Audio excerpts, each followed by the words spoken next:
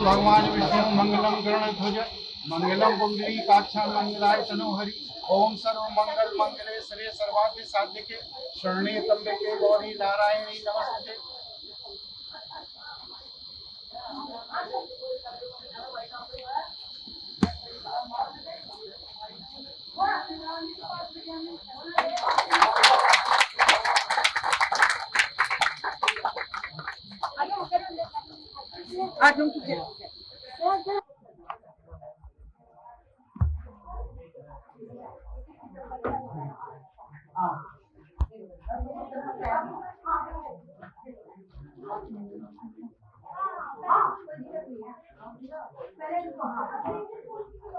ये कटोरी में जैसे जैसे भोग लगा कटोरी मेरे पास है।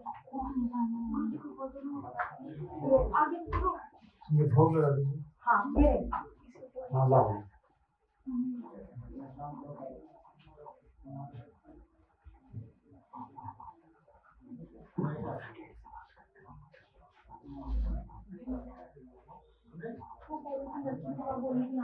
कर्पूर गौरम करुणावतारम संसार सारम भुजगेन्द्रहारम सदा वसंतम हृदयारविंदे भवं भवानी च सहितं नमामि।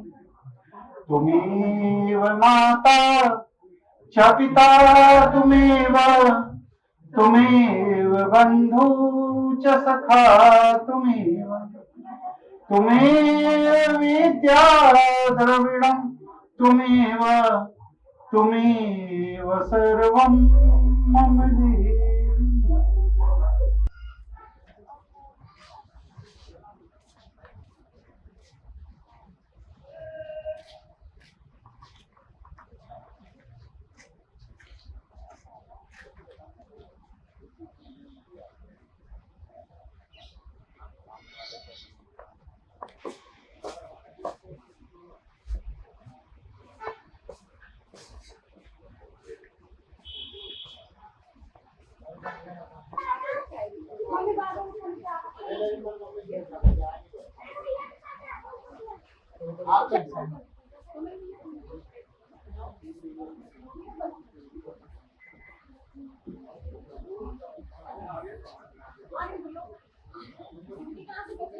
ओम नारायणाय नमः। ओम माधवाय नमः। हस्तो प्रक्षाल्य ऋषिकेशाय नमः। हस्तो प्रक्षाल्य ऋषिकेशाय नमः। इमं मया कृतं पूजा नस्तेजो विवर्धय दीपाय नमः।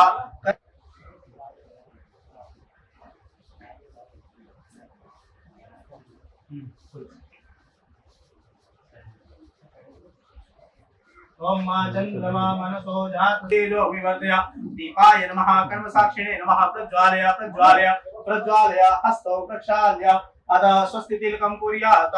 ओम स्वस्ति न इन्द्रो वृतस्रवाः स्वस्ति नः पूषा विश्ववेदाः स्वस्ति नस्तारिक्षो अरिष्टनेमिः स्वस्ति नो शिवाय सुक्तं नमः नमः। प्रकृते वज्रा निहता प्रणता स्मता हस्ते अक्षत पुष्पाणि गृहीत्वा मंगल मंत्रान् पठेयुः। वे भगवान की स्तुति करेंगे।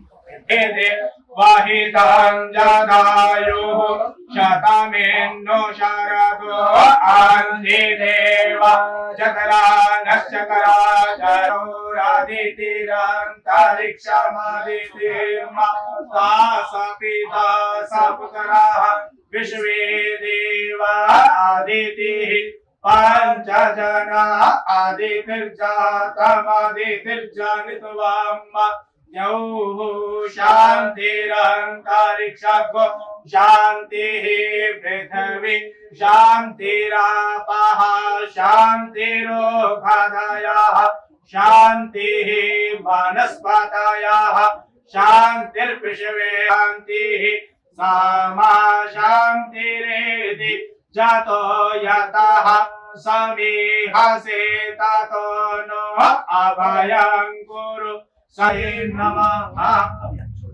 मंगलमूर्तये नमः। अथ संकल्पं कुर्यात्। मनीष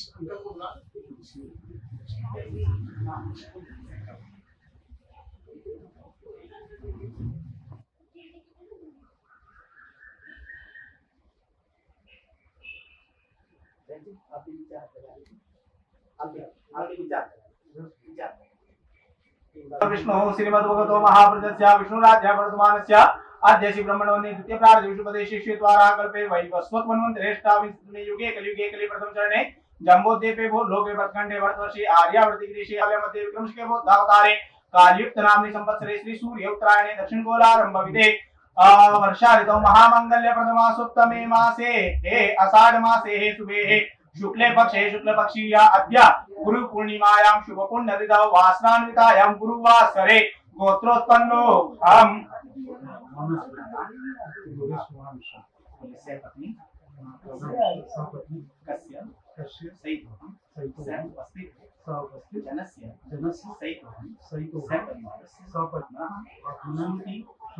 स्मृति पुराणोक्त वेदोक्त इतिहासोक्त पुण्यफल प्राप्त्यर्थम अप्राप्त लक्ष्मी प्राप्त लक्ष्मी चिरकाल संरक्षणार्थम सकल मन इप्सित कामना संसिद्ध्यर्थम लोके सभायां राजद्वारे सर्वत्र यश विजय लाभादि प्राप्त्यर्थम मम सकुटुम्बस्य परिवारस्य आयु आरोग्यता ऐश्वर्य आदि अभिवृद्ध्यर्थम तथा च मम जन्म राशि सखा साध्य केचिद वृद्ध चतुर्थ अष्टम द्वादश स्थान स्थितवत क्रूर ग्राह तैः सूचितं सूच्य मानं च यत् सर्वारिष्ट तद विनाशद्वारा सर्वदा तृतीय एकादश स्थान शुभ फल प्राप्त्यर्थम पुत्र पौत्रादि संतति रविचिन्ह वृद्ध्यर्थम इंद्रादि 10 दिक्पाल प्रसन्नता सिद्ध्यर्थम सूर्यादि नवग्रह अनुकूलता सिद्ध्यर्थम विशेषतः श्री सांब सदाशिव श्री विश्वेश्वर कृपा प्रसाद प्राप्ति काम्या श्री सांब सदा शिवस्य चरण कमले अचल भक्ति प्राप्त्यर्थम अद्य दिने अहम श्री सांब सदाशिव प्रसन्नार्थम यथा भक्ति यथा लब्धो उच्चारै द्रव्ये द्वारा श्री सांब सदा शिवस्य परिवारस्य पूजन अर्चनम विधाय वेदोक्त मंत्रैः पुराणोक्त श्लोकैः द्वारा पूजन अर्चनम च कर्म अहम करिष्ये। ओम मान जाग्रतो धूरामुदय दिदैवान्ता दुष्जततै वैदे धूरांगवान् ज्योतिकान् ज्योतिरेकान्ता मे मनः शिव संकल्पमस्तु संकल्पित सिद्धिरस्तु उत्तरोत्तर अभिवृद्धिरस्तु।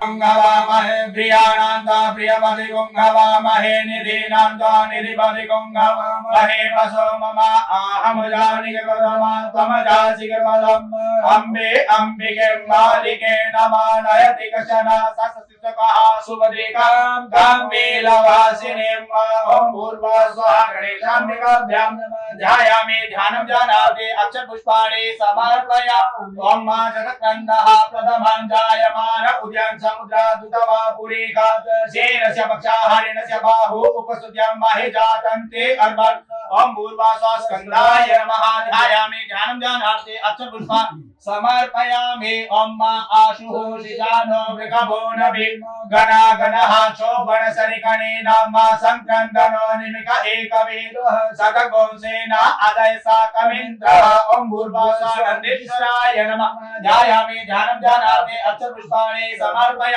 नमोस्तु सर्वेभ्यो देके च पृथिवी मनोजे अंतरिक्षे जे दिवितेभ्यः सर्वेभ्यो नमः ओम भूर्भुवस्वः अष्टकुलनागेभ्यो नमः ध्यायामि ध्यानं ध्यानार्थे अक्षरपुष्पाणि समर्पय हस्ते पुष्पबिल्वपत्रं चादाय श्री सांब सदाशिवस्य ध्यानं कुर्यात् ओम कंठे यस्य विराजते करलं गंगाजलं मस्तके वामांगे गिरिराज राजतनया जाया भवानी सती नंदे स्कंद गणाधिराज सहितं श्री विश्वनाथ प्रभु काशी मंदिर संस्थिते किल गुरु देय सदा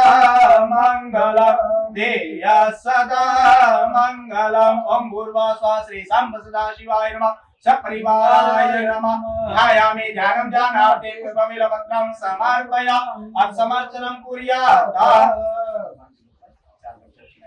ओम देवशता सवितुः प्रसवेश्विनोर्बाहुभ्यां पुष्णो हस्ताभ्यां मा शिवेन वचसात्वा गिरिसाच्चा वदामसि जदान सर्वमितलैकं सुमना असत ओम भूर्भुवस्वः श्री सांब सदाशिवाय नमः सपरिवाराय नमः एतानि पाद्य अर्घ्य आत्मनीय स्नानीयानि जलं समर्पयामि पंचामृत स्नानम् ओम पंचनद्यः सरस्वतीमभिहन्ति स्रोतसः सरस्वती तु पंचरासो देशे भवसरिता ओम भूर्भुवस्वः श्री सांब सदाशिवाय नमः सपरिवाराय नमः पंचामृत स्नानं समर्पया पंचामृत स्नानान्ते शुद्धोदक स्नानं समर्पया ओम शुद्धबालः सर्वशुद्धबालो मणिवारस आश्विनः श्वेतः श्वेताक्षो रुणस्ते रुद्राय पशुपतये कर्णाजामा अवलिता रौद्रानभो रूपा शुद्धोदक स्नानं समर्पयामि महाभिषेकम्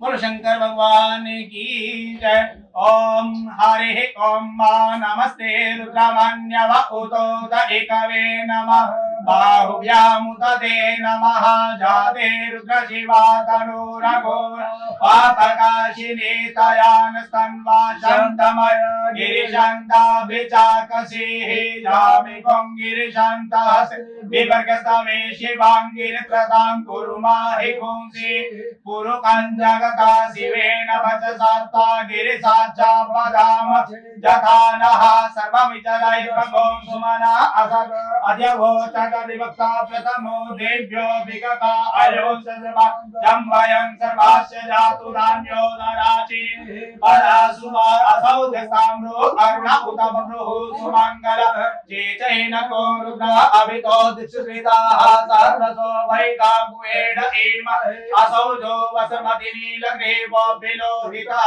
उतैनङ्गो अरिष्टन्नुदः जः सरितो मृडयातिना नमोस्तु नीलग्रीवाय सहस्राक्षाय मेढुके अतो जे असुपानो हन्रात्यो जम्मा दास्यते अस इकवः पराता भगवो भवाभिजन्दन कवदिन विशल्य बाणवा उत अरे सन्नस्य जा इकव आवुर्चनिकं हे जाते हे निर्मे दुष्टमहस्ते बभूवते धनुः तयास्मान् विशतसमय परिपूजा पायिते तन्वनो हे तीर्स्मान् तुमिषतः अतो ज इकुति सवारे अस्मान्ने देहितं मा अवतच धनुष्टकुं सहस्राक्षसते कुदे निषेच सल्याना मुखा शिवो नः सुमना भवा नमस आयुधा नात अर्वकं मान उक्षन्तमुतमान उक्षितं मा मानो बलिः पितरं मोतमात मानः प्रियास्तन्वो रुद्ररेरिकः मानसो केतन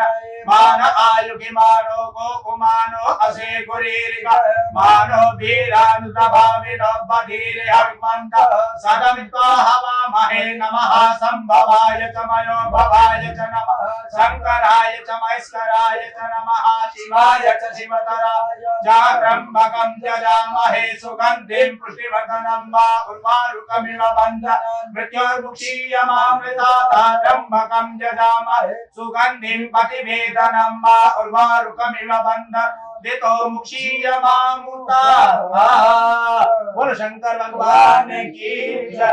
ओम मा रुद्राय तवसे कमर्दिन जयदेवाय प्रवरामहे मते जथा समसति परे चतुपरे विद्वं पुष्टं ग्रामे अस्मिन् दनातुरं वा। ओम भूर्वासा सांब सदा शिवाय नमः। महाभिषेकं समर्पयामि शुद्धोदकस्नानम्। ओम शुद्धबालः सर्वशुद्धबालो मणिबालक आश्विना शेतः शेताक्षो रुद्रस्ते रुद्राय पशुपतये कर्णाजामा अवलिप्ता रौद्र नभोरूपा पार्जन्याः सांब सदा शिवाय नमः। शुद्धोदकस्नानं समर्पयामि शुद्धोदकस्नानं ते।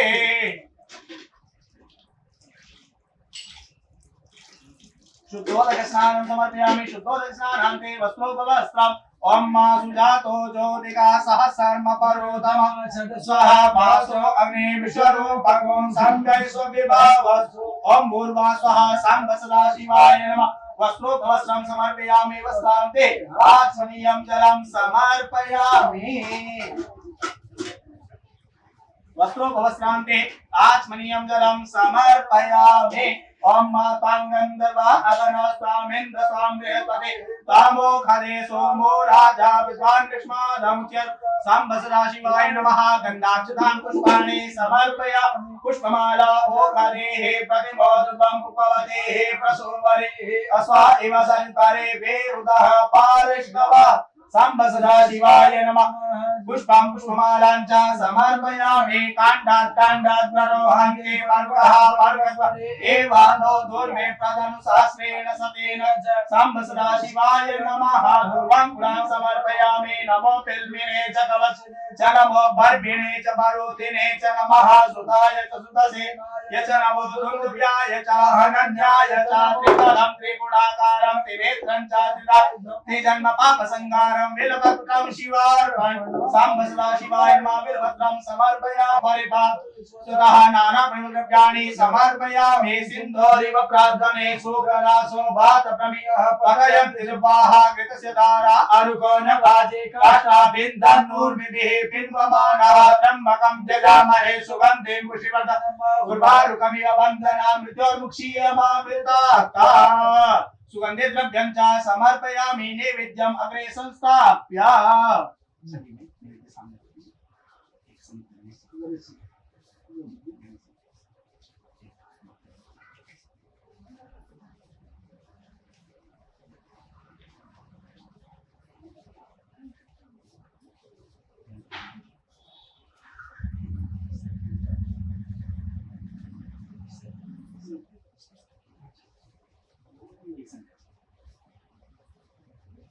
नैवेद्यम् अग्रे संस्थाप्य रूपं दीपम्।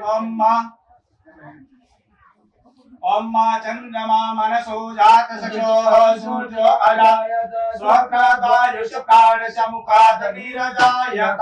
ओम भूर्वा स्वाहा श्री सांब सदा शिवाय नमः।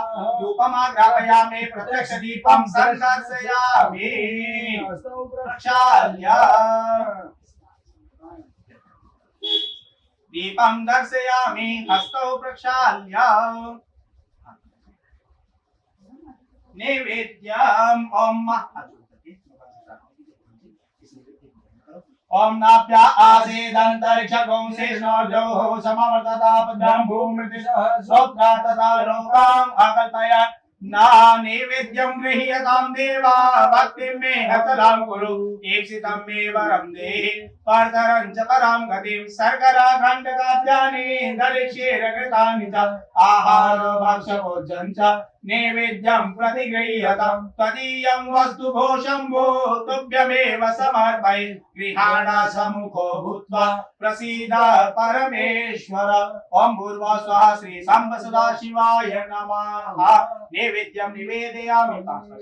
ओम प्राणाय स्वाहा पानाय स्वाहा व्यानाय स्वाहा उदानाय स्वाहा समानाय स्वाहा मध्ये मध्ये पानीय मुद्रा भोजनम हस्त प्रक्षालनम मुख प्रक्षालनम च समर्पयामि। ओम अगोंशुनाते अगोंसो वृषदां परुका परुः गन्धशेषो मम गुणाय यशो अच्युता चन्द्रेना क्रोधवर्धनं च समर्पयामि। जाः बलिनीर्जा अबला अबुपाजा नेः प्रकलिप्रसूतास्तान मोञ्चन्तको हसः चपूर्गेण हविका देवा जगमतन्वता वसन्तो स्यासीता जङ्ग्रेक महासरदवे हिरण्यगर्भः समवर्तताग्रे भूतस्य जातः पतिरेक आसीता सदा धारते जामुते मां तस्मै देवाय हवे विधिं मा कृताय तानि सर्वाणि नश्यन्तु प्रदक्षिणां पदे प्रदक्षिणां समर्पयामि हस्ते पुष्पबिल्वपत्रं चादाय प्रार्थयेत ॐ सानन्दमानन्दवने वसन्तम् आनचरणं प्रपद्ये गंगातरंगरमणीय जटाकलाप गौरी निरंतर विभूषित वामभाग नारायण प्रियमनंगमदापहार वाराणसी पुरपदे भज विश्वनाथं। ओम भूर्भुवः श्री सांब सदा शिवाय नमः सपरिवाराय नमः प्रार्थनापूर्वक अनंतकोटि नमस्कारान् च समर्पयामि हस्ते जलमादाय।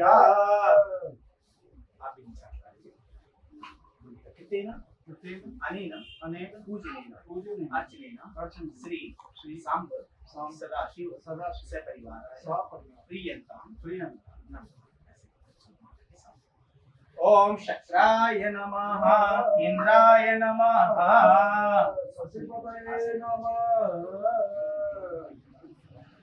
ओम शक्राय नमः इंद्राय नमः शशिपतये नमः।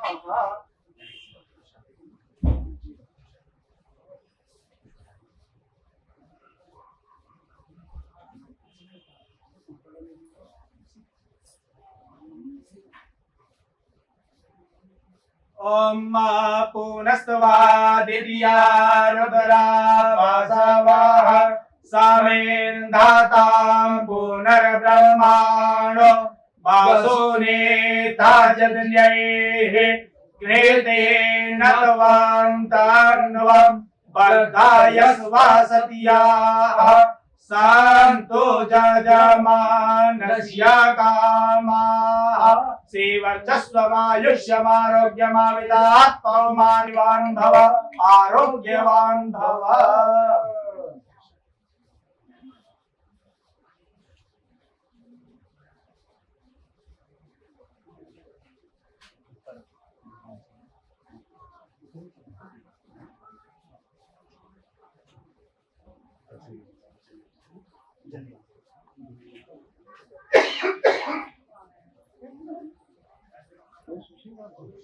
ये 5 मालाएं ऊपर की होंगी ना, ऊपर चलिए।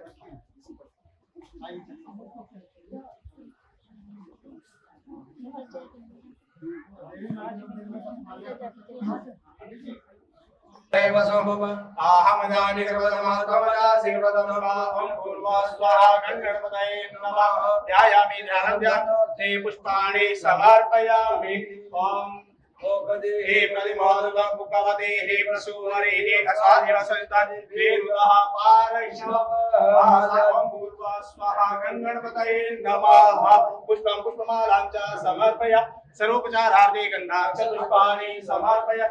कृतेन अनेन पूजनाख्येन कर्मणा श्री गणपते पूजनार्चन प्रियतां नमः। वेदे हरणं जटायुमरणं सुग्रीव संभाषणं बाली निग्रहणं समुद्रतरणं लंकापुरे दहनं पश्चात् रावण कुंभकर्ण हननं एतद्धि रामायणं। ओम पूर्वासा श्री रामचंद्राय सपरिवाराय नमः। ध्यायामि ध्यानध्यानाते पुष्पं समर्पयामि। कांकं दर्वा अघनौस्तामिन्द्र साम्यत कामो कलेशो मोराज कानिक्ष्मादमुजला सौपचारार्थे गन्धाक्ष पुष्पान् समर्पयामि। पुष्पं पुष्पमालां च समर्पयामि हस्ते जलमादाय। कृतेन अनेन पूजनाख्येन कर्मणा श्री रामचन्द्रोर्भिर्भुजैः शङ्खं चक्रधरोऽप्सरां च ददति नेत्रे स्तिवे शोभिता आमुक्ताङ्गदहार कङ्कणरण कांचीलनानुपुरा दुर्गा दुर्गतिहारिणी भवतु नो रक्तोलसत्कुण्डल ओम भूर्भुवः स्वहा भगवती सिद्धिदात्रिदेवे नमः ध्यायामि ध्यानं ध्यानार्थे पुष्पाणि समर्पयामि ओम भूर्भुवः स्वहा भगवती सिद्धिदात्रिदेवे नमः सर्वोपचारार्थे गन्धाश्च पुष्पाणि समर्पयामि पुष्पं पुष्पमाला ओकदे तरे बेरुदः पारैष्णवः कृतेनानेन पूजनाख्येन श्री भगवती सिद्धिदात्री देव्याः पूजन अर्चन प्रियता नमोऽस्तु सहस्रमूर्तये सहस्रपादा शिशिरोरुहावे सहस्रनाम्ने पुरुषाय सरस्वते सहस्रकोटि युगधारिणे नमः ओम भूर्भुवः स्वः श्री राधा कृष्णाभ्यां नमः ध्यायामि ध्यानं ध्यानार्थे पुष्पं समर्पयामि त्वां गन्धर्वाः अघनास्तां हिन्दुस्तां बृहस्पति त्वामोघदेशो मो राजा विद्वान् निक्ष्मादमुच सर्वोपचारार्थे गन्धाक्षर पुष्पाणि समर्पयामि पुष्पमाला ओघदेः प्रतिमोदकं भवदेः प्रसूवरे अस्मा इव सरितरे पेरुदः पारिष्णवः पुष्पमालां च समर्पयामि हस्ते जन्मादाय कृतेनानेन पूजनाख्येन कर्मणा श्री राधाकृष्णाय श्री बाल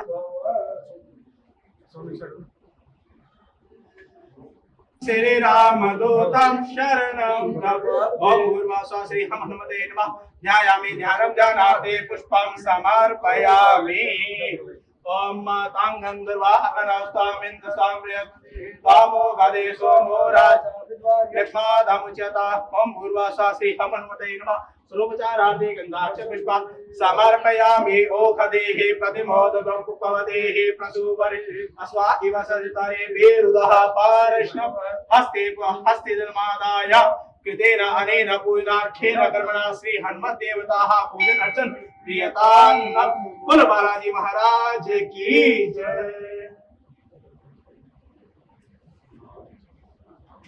न्यासोदानेकाय सुमनस्यमानाः तन्म आपदना दिशतसारदाय युग्माञ्जरचष्टिर्चतासाम् येन बुद्धो राजा दानवेन्द्रो महाबलातेन त्वां प्रपन्नामि रक्षेया धर्माचला ब्रह्मा विष्णुश्च रुद्रश्च रक्षा कुर्वन्तु ते सर्वदा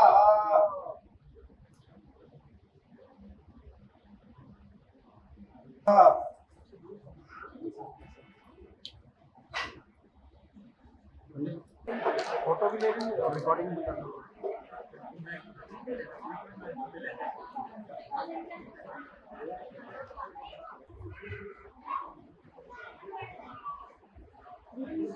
दीप प्रज्वलन के कार्य पूरा होने के बाद हम अपना कार्य शुरू करते हैं।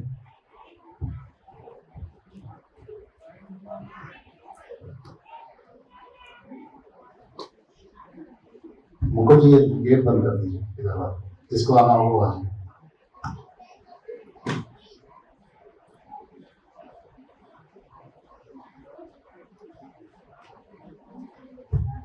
मंच पर गुरु जी को मैं आमंत्रित करता हूँ, साथ में कृष्ण कुमार वत्स जी को मंच पर मैं सादर आमंत्रित करता हूँ। आप वरिष्ठ पत्रकार हैं, कृष्ण कुमार वत्स जी।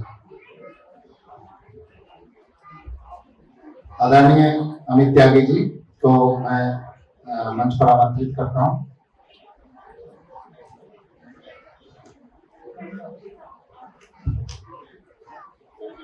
सम्माननीय स्वप्ना पिटले जी को भी मैं मंच पर आमंत्रित करता हूँ।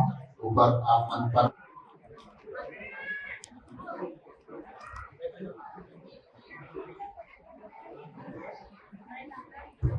अमित जी आप यहाँ दरवाजा शिवन जी पीछे से बंद कर दीजिए ताकि लोगों को ठीक से कार्य हमारे हुए डालना। स्वप्ना पिटले जी जो हमारी महाराष्ट्र की प्रभारी हैं और सनातन ज्ञानपीठ से जुड़ी हुई है, कर्नाटक से आती हैं, तो ये गुरुदेव को पुष्प अर्पित करते हुए बहुत बहुत धन्यवाद सपना जी। कार्यक्रम को शुरू करते हैं।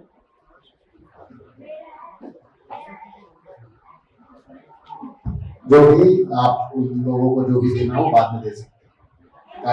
कार्य करते हैं क्योंकि उसके बाद भोजन आदि की व्यवस्था देरी हो। सुशील कुमार जहांगीर जी मुंबई से, आप जो नानावती हॉस्पिटल बन रहा है उसके हेड है, वो गुरुदेव को पुष्प और उनके शिष्य भी हैं, ये भेंट करते हुए।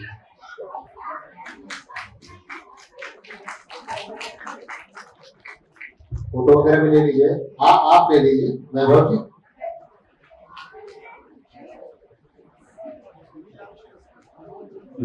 विशेष जी, जो भी आप सामग्री लाए हैं आप भेंट कर सकते हैं। हाँ जी, तो उसके बाद हम लोग अपना कार्य शुरू करते हैं। आप विशेष जी हैं, आप भी जुड़े हुए हैं, और नीतू जी हैं जो अमित त्यागी जी की वाइफ हैं। आप IT सेक्टर में हैं, दुबई में इनका काफी बड़ा काम है, तो ये भी आए हुए हैं। तो नीतू जी और अमित जी ये गुरुदेव को भेंट करते हुए।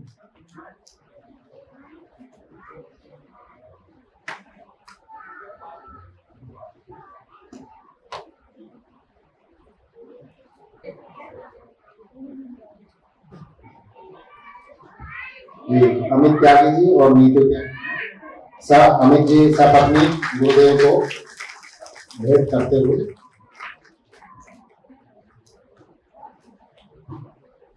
जी बहुत बहुत धन्यवाद बहन जी। अमित जी आप अपने स्थान पर बैठे, और आप सभी लोग अपने स्थान पर। गुरु जी की शिक्षा दीक्षा भी वहीं हुई है, और आप संघ के प्रमुख अभी जैसे मोहन भागवत है, ऐसे ही रज्जू भैया की आवाज पर ही हुई। इनके पिताजी स्वर्गीय श्री राम मिश्रा जी, ऋषि राम मिश्रा जी उच्च न्यायालय इलाहाबाद हाई कोर्ट के एडमिनिस्ट्रेटिव जज थे, प्रशासनिक जज थे, और नेक्स्ट टू चीफ जस्टिस थे।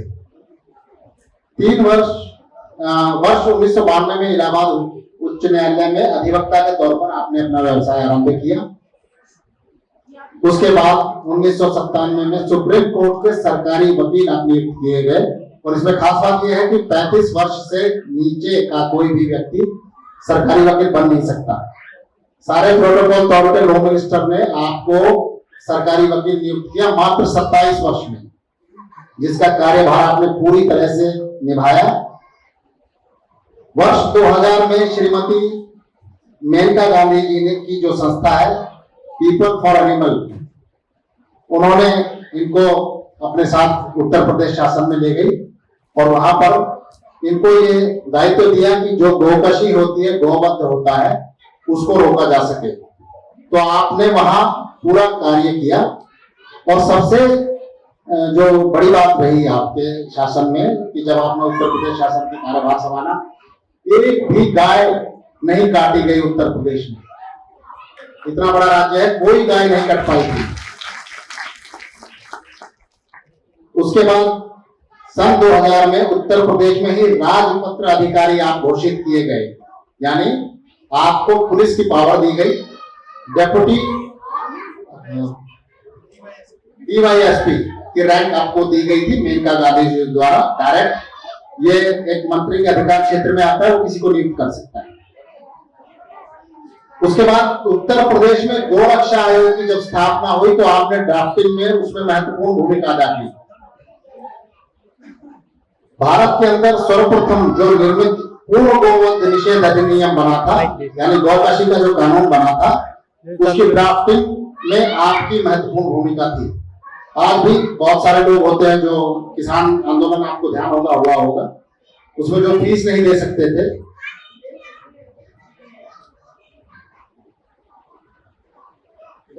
वहां पे भी लगा दीजिए। तो जो फीस नहीं दे सकते उनका केस आप फ्री में लड़ते हैं। जो गौकशी भी करते हैं, यानी उनको जो पीड़ित हैं उस वर्ग को भी आप फ्री में न्यायिक सहायता प्रदान करते हैं। गुरुजी को उत्तर प्रदेश शासन द्वारा पुलिस पावर भी दी गई, जिसमें तस्करों के विरुद्ध सर्च, सीजर, अरेस्ट का अधिकार भी दिया गया था। ये बच्चों को जरा बिठा लीजिए ताकि थोड़ा डिस्टर्ब ना हो। और उक्त अधिकार के तहत 10 वर्ष में गौवंश की तस्करी के 1400 ट्रक आपने पकड़े थे, जिसमें कुछ ऐसे नाम भी है जो लेना उचित नहीं होगा, काफी बड़े नाम हैं जो सम्मानीय व्यक्ति हैं। तो उन सबके ट्रक गुरुजी ने अरेस्ट करके सीज कर दिए थे। उत्तर प्रदेश गौ सेवा आयोग के सरकारी अधिवक्ता के तौर पर गौ सेवा आयोग में जो लीगल एडवाइजर है उसमें 8 वर्ष तक आपने कार्य किया। इसके बाद जब सरकार बदली, बहुत सारी ऐसी चीजें हुई जिसमें कार्य करना मुश्किल हो रहा था, दूसरी सरकारें आ गई थी, तो उसमें गुरुजी ने सभी दायित्वों से त्याग पत्र दे दिया और 2010 में देव प्रबोधनी एकादशी के दिन सनातन ज्ञानपीठ की स्थापना की। सनातन ज्ञानपीठ को अगर आप देखेंगे तो जाके गूगल पे भी डाल सकते हैं। अभी वर्तमान में, क्योंकि 2010 से लेके आज 2025 चल रहा है, पूरी दुनिया से गुरुजी से 14 लाख लोग जुड़े हुए हैं, पूरी दुनिया से, जिसमें मैं कुछ देशों के नाम ले रहा हूं जहां से बहुत मुख्य रूप से जुड़े हुए हैं। अफ्रीका, तंजानिया से, जर्मनी से, इंग्लैंड से, ऑस्ट्रेलिया से, कनाडा से और अमेरिका से खासकर। गुरुजी द्वारा ज्योतिष और तंत्र पर 3800 शोध पत्र जारी किए गए हैं जो उनकी वेबसाइट पर उपलब्ध हैं। आप सनातन ज्ञानपीठ की जाकर www.सनातनज्ञानपीठ को अगर डालेंगे तो उस पर 3800 लेख डले हुए हैं जो शोध कार्य आपने किया है।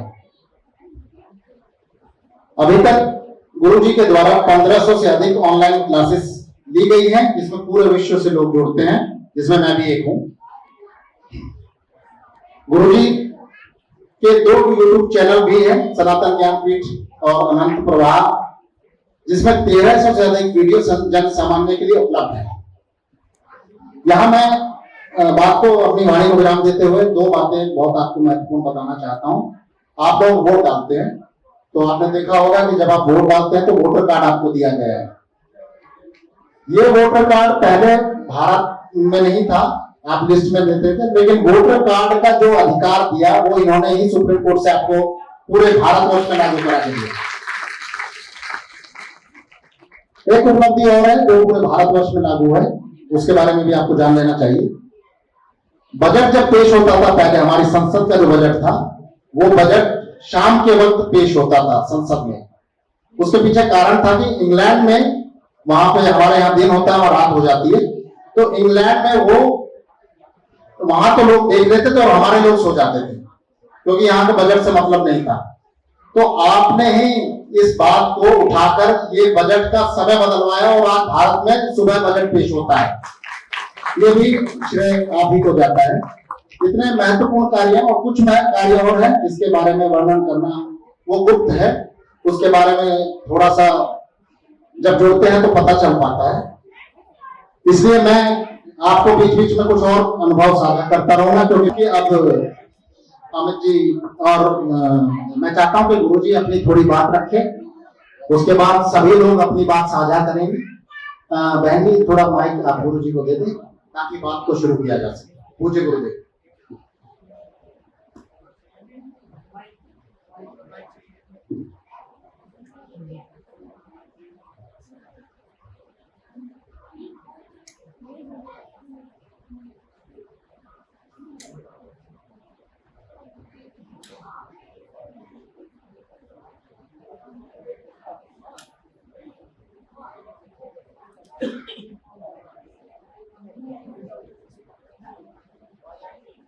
मैं थोड़ा सा मंच पर आपको देना चाहता हूं। बहन स्वप्ना पिटले जी हैं, आप आर्किटेक्ट हेड मुंबई में ही नानावटी हॉस्पिटल में है और आप कर्नाटका से आती हैं। बेहद संघर्ष में आपका जीवन था, मेरे सामने ही है, उसका वोटिंग थोड़ा कम कर दीजिए। तो मैंने ये देखा है कि इधर से यहाँ से, तो ये अभी जुड़ने से ही मात्र को इतना वो हुआ है।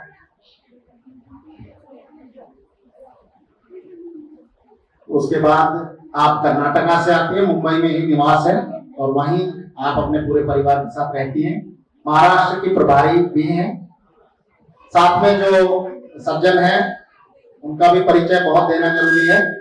आपका नाम कृष्ण कुमार वत्स जी है, आप वरिष्ठ पत्रकार हैं और विश्व के कई देशों में सनातन संस्कृति के लिए आपने कार्य किया है, जाकर बहुत सारे देश हैं, 8 देशों में विशेषकर आपने सनातन संस्कृति के लिए काफी कार्य किया है। भारत में 40 से 50 विश्वविद्यालय है जहां आपकी डिबेट हुई है, आपने अपनी बात रखी है और अपनी बात का लोहा मनवाया है। इसके बाद अमित त्यागी जी हैं, आप आईटी सेक्टर के हैं और आपका बिजनेस अभी दुबई में आपने चालू किया है गुरुदेव की कृपा से, तो आपका भारत में भी और दुबई में भी है बिजनेस। और मैं साधना करता हूँ मैं मतलब मेरा यही है कि ज्योतिष और तंत्र मैंने गुरुदेव से ही सीखा है और मैंने ये पाया कि मैं उत्तर भारत का लगभग सारा दौरा कर चुका हूँ, दक्षिण का मैंने नहीं किया है। इतना बड़ा तंत्र का जानकार, वास्तविक तंत्र का जानकार मुझे आज तक नहीं मिला। मतलब मैंने ऊर्जा के क्षेत्र में जो काम आपने भगवान शिव का यानी मानसिक तरंगों का काम, ये मैंने आप ही से सीखा और उसी पर हम आगे बढ़ने का प्रयास कर रहे हैं। अब मैं चाहूंगा कि मैं अपनी वाणी को विराम देता हूँ, गुरुदेव अपनी बात करते हैं। गुरु जी, मैं विपरीत परिस्थितियों में यहाँ पर आए, ये आपके प्रेम का प्रतीक है। इस अवसर पर आप लोगों ने जो हमारा सहयोग किया और आप लोगों के प्यार से जो मैं अभिभूत हुआ, उसका ही ये परिणाम है कि सेक्टर 22 गुड़गांव में आज एक कार्यालय का उद्घाटन किया। अब मैं आप लोगों के बीच निरंतर उपलब्ध रहूंगा, प्रति माह मेरा आना रहेगा और मैं जब नहीं रहूंगा तो उस कार्यालय का प्रभाव रंजीत जी देखेंगे और इस तरह आप सभी लोग निरंतर सनातन ज्ञानपीठ से जुड़े रह सकेंगे। सनातन ज्ञानपीठ मुख्यतः 4 तरह के कार्य को करती है। पहला कार्य सनातन ज्ञानपीठ का यह है लोक कल्याण, लोक सेवा। अगर किसी व्यक्ति को कोई ऐसी पीड़ा है जिसका समाधान मेडिकल साइंस में नहीं है, तो हम लोग देव ऊर्जाओं से उस व्यक्ति को स्वस्थ करने का प्रयास करते हैं और इसमें बहुत से लोगों को लाभ हुआ है। आप ही लोगों के बीच में है, अभी वो लोग आकर अपना अनुभव शेयर करेंगे। दूसरा काम हम लोग करते हैं, सनातन संस्कृति को वैज्ञानिक तरीके से सिद्ध करते हैं। जैसे अभी मैं एक उदाहरण दे रहा हूं, आप लोगों में से कोई भी व्यक्ति ये बता सकता है कि बिना खाए पिए आप कितने दिन रह सकते हैं? बताइए। नवरात्र के व्रत में 9 दिन तो रह ही लेते हैं, खाते पीते रहते हैं उसमें। जवाब दीजिए, कोई जवाब नहीं दे रहा।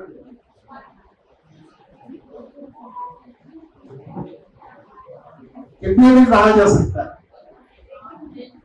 8 दिन, 10 दिन, और ज्यादा 15 दिन।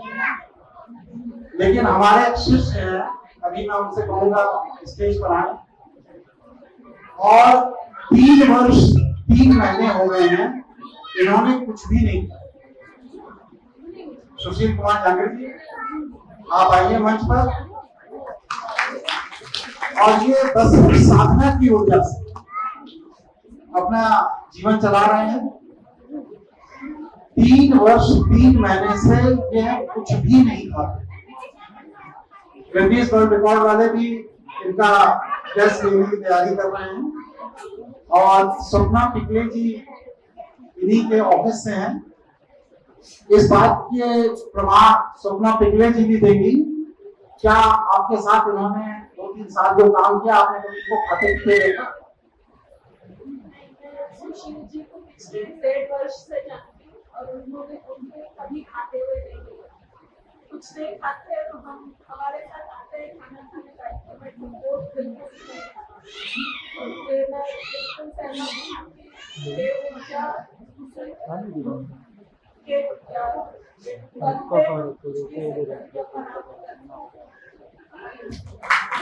यहाँ मैं थोड़ा सा समझ चाहता हूँ, मैं बात को पूरा कर दूँ सपना जी को। सपना जी की थोड़ी हिंदी में, क्योंकि आप कन्नड़ भाषा के जानकार हैं, हिंदी में उनको दिक्कत है। पिछले कई वर्षों से तो मैं सुशील जी के संपर्क में हूँ। मैंने मेरे घर पे भी आए हैं, रुके हैं, खाना खाते मैंने इनको कभी नहीं देखा। मुंबई में भी मैं इनके पास रुका हूँ कार्य के लिए, जब हम आगे महाराष्ट्र में कार्य कर रहे थे, तो मैंने एक दिन भी इन्हें भोजन करते हुए नहीं देखा। दूसरी बात, मृत संजीवनी विद्या, जैसे आप महर्षि शुक्राचार्य को सुनते हैं, 7 चरण होते हैं, 3 चरण तक गुरुजी ने सिद्धियां उसकी है।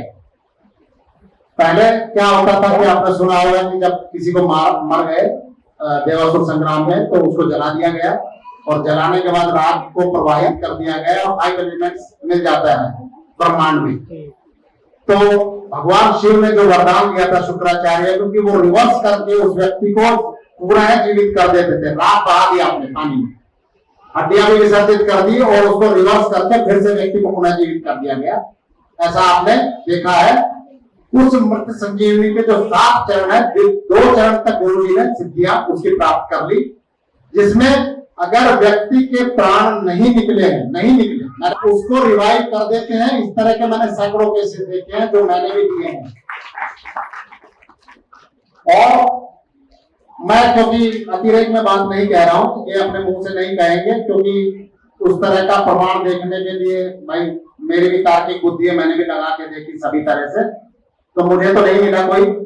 और दूसरी मृत संजीवनी का एक उदाहरण मैं यही दे रहा हूं। मेरी सगी चाची, जिनका नाम रति है, यही मौजूद है, राम रति, उनका बीच में पूर्ण मार्केट चालू हुआ, कोई कुंडली नहीं देखी। मैं 1 माह से ये समझ रहा था कि मुझे लगा बीमार है, मैंने ध्यान नहीं दिया। फिर मैंने ध्यान दिया तो 1 हफ्ते 10 दिन की देरी हो चुकी थी। मेरे जैसे ही पकड़ में आया तो मैंने कहा ये तो मार्केश है, तो मैंने फोटो भेजी रात को, तो आपने कहा कि तुमने 10 दिन की देरी कर दी, अब इसमें तो मुश्किल है काफी। अब काफी विचार मंथन करने के बाद मैंने कहा कि थोड़ा सा अगर आपकी कृपा हो जाए, तो बोले चलिए प्रयास करेंगे। ऐसा ही आप बोलते हैं कि प्रयास करेंगे। मेरे छोटे भाई जो यहाँ बैठे हैं प्रवीण, उनकी एंगेजमेंट थी, उसके बाद आपने उसको रिवाइव किया और एक नया जीवन दान दिया। तो एक बार चाची, मैं चाहता हूँ आप बस खड़े हो जाए, तो आप नहीं बोल पाएंगे मंच पे, मैं जानता हूँ। तो आपको नया 15-20 वर्ष का जीवन दान मिला है।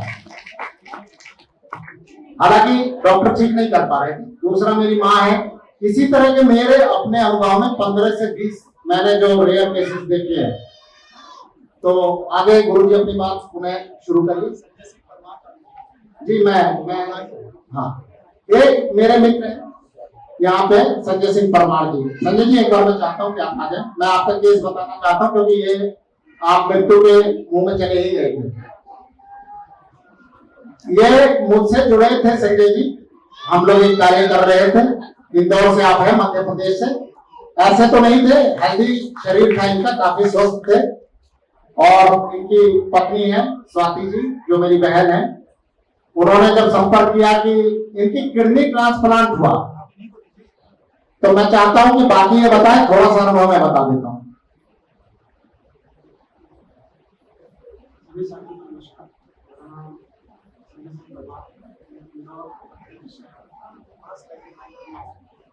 व्यावसायिक रूप से मैं IT कंपनी में टेक्निकल काम करता हूँ।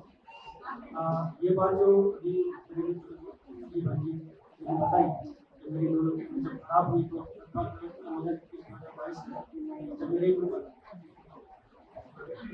जब मेरी दोनों की खराब हुई सन 2021-2022 में, तो मैंने जैसे कि बहुत सारे लोग ऐसा होते हैं, कोई बीमार होते हैं, कोई यहाँ जाएंगे, इस डॉक्टर के पास जाएंगे, तो हॉस्पिटल में। तो मैंने भी भारत के बहुत सारे हॉस्पिटल से, जैसे अपोलो हॉस्पिटल है गुजरात में, चंडीगढ़ में कॉन्टेक्ट किया, हर जगह मैंने कॉन्टेक्ट किया। लेकिन अंततः डॉक्टर ने मुझसे बोला कि भाई अब तुम्हारे पास केवल एक ही रास्ता है, वह किडनी ट्रांसप्लांट। तो अगस्त 2023 को मैंने ट्रांसप्लांट कराया। मेरी माँ ने मुझे किडनी डोनेट की। यहाँ तक बात यह है कि गुरु जी को मैंने इसकी बारे में कुछ भी नहीं बताया कि मैंने इस डेट को ट्रांसप्लांट है और ये है। उसके बाद में जब ट्रांसप्लांट हुआ तो ट्रांसप्लांट होने के 2 से 3 दिन बाद ही बॉडी ने किडनी को चेक किया। चेक होने के बाद में मेरी पत्नी जो बैठी हुई उन्होंने गुरुदेव से कॉल किया, संपर्क किया और गुरुदेव ने मेरी फोटो मेरी पत्नी से मांगी। मांगने के बाद में जब उन्होंने मेरे फोटो को देखा, देखने के बाद में जो उन्होंने क्रिया करी होगी अपने मन से अभी वो उन्होंने क्रिया की। ये एक अविश्वसनीय बात है कि भाई क्या 6 से 7 मिनट के अंदर ही जो रिजेक्टेड किडनी थी, जहां पर इंदौर के बड़े बड़े नेफ्रोलॉजिस्ट ने हाथ अपने खड़े किए क्या भी अब तो तुम्हारा कुछ हो ही नहीं सकता होगा। एक जो अंतिम जो उपाय है जीवन का है कि जो डायलिसिस कराओ या फिर अपनी वेट करो।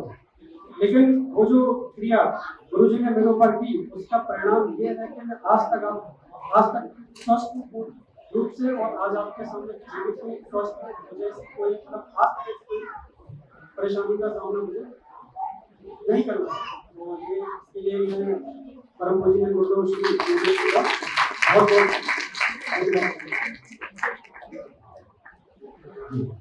इसमें जो संजय जी ने बताया, क्योंकि डॉक्टर ने आपको एक वार्ड में छोड़ दिया था कि किडनी रिजेक्ट हो रही है, उनकी माता जी ने किडनी दी थी। तो जब ये संपर्क हुआ तो आप गुरुजी से मैंने जब कहा, बहन जी ने कहा तो बोला मैं चेक कर लेता हूँ।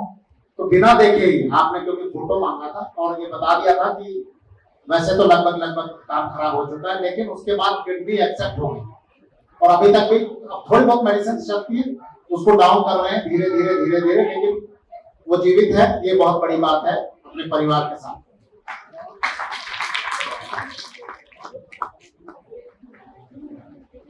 उसके बाद मैं एक अभी का उदाहरण दे रहा हूँ जो मेरे भतीजे लगते हैं, जय। मेरे जय अगर हो तो एक बार आ जाओ बेटा स्टेज पे, मैं बात कर देता हूँ आपकी। अब ये चल के आ रहा है, ये चल नहीं पा रहा था। ये एक्यूट पैरालिसिस डॉक्टर ने घोषित कर दिया था। यहाँ मणिपाल में भी लेके गई थी भाभी मेरी। ये भतीजा लगता है, मेरे मामा के पोता है। तो इनकी माँ, क्योंकि भाभी अगर यहीं है देख रही है, तो वो पीठ पे डाल के लाई थी। तो ये पैर से चल नहीं सकता था। डॉक्टर ने पिन मार के इसकी पैरों में घाव कर दिए थे। तो जब मेरी पत्नी और भाभी लेके गई तो डॉक्टर ने कहा कि एक्यूट पैरालिसिस है और कुछ नहीं हो सकता। मैंने कहा घर ले आओ, कुछ मत करो, क्योंकि अनुष्ठान इसका चालू हो चुका था। तीसरे दिन पैर में हलचल हुई थी सुबह, और पैर तीसरे दिन ये चला। तो कोई मेडिकल साइंस ये नहीं कह सकती कि चल जाएगा, और ये चल रहा है, आज भी चल रहा है। और इनकी माता भी यही है, पिता भी यही है और ये स्वयं भी यही है। तो ये चमत्कार केवल भगवान शिव ने जो मार्ग दिखाया था, जिसके लिए आप कार्य कर रहे हैं। और अपने, क्योंकि अभी भविष्य में ऐसी संरचना बन रही है कि जिस तरह से 10-11 लोग चाहिए होंगे उसी मानसिक तरह के, उसी वेवलेंथ के, क्योंकि आगे मानवता का जो क्षय होगा उसको रिवाइव करने के लिए आपको अपने 10 या 11 सहयोगी चाहिए। अभी आपने देखा होगा ईरान इजराइल का युद्ध छिड़ा था, भयंकर युद्ध छिड़ेगा जिसमें मानवता की बहुत बड़ी क्षति होगी। केवल पूरी दुनिया में 50 करोड़ लोग ही बचेंगे। ऐसा उनका अपना, जो डीप स्टेट के लोग हैं उनका अपना ये कार्य है। लेकिन मानवता के लिए भगवान शिव ने सारे द्वार खोले हुए हैं। जब कोई आपको नहीं एडमिट करता, वो कहते मेरे यहाँ चले आइए कैलाश में, मैं आपको स्थान देता हूँ। इसलिए आप देखते हैं भूत प्रेत पिशाच यक्ष किन्नर गंधर्व देवता भी है। देवता के तो विष्णु है ही, बाकी सब भी है, लेकिन भगवान शिव ही है मात्र जो। तो ये स्वस्थ उदाहरण, मतलब मेरी अपनी बुद्धि से मैं नहीं समझ सकता कि अगर बुद्धि से समझा जाए तो संभव नहीं है। आप बैठो बेटा।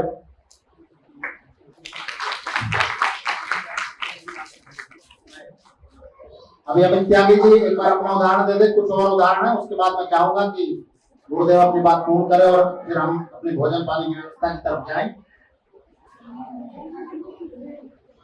साथियों को नमस्कार, मेरा नाम अमित त्यागी है। मैं बेसिकली सहारनपुर से हूँ। मैं भी अपने 2 एक्सपीरियंस शेयर करूंगा। उससे पहले वैसे मुझे पता नहीं कितने सारे लाभ आपसे लिए हैं, लेकिन वो तो काफी बड़े हैं जिनके बारे में बताना चाहूंगा। 2022 में दीपावली के आसपास मैं अपनी मम्मी को यहाँ पे लेके आया था नोएडा में, और उनको अचानक से पेट में दर्द हो गया। तो ना मैं गायनेकोलॉजिस्ट के पास गया तो उन्होंने बताया कि ये नॉर्मल पेन नहीं है, इनको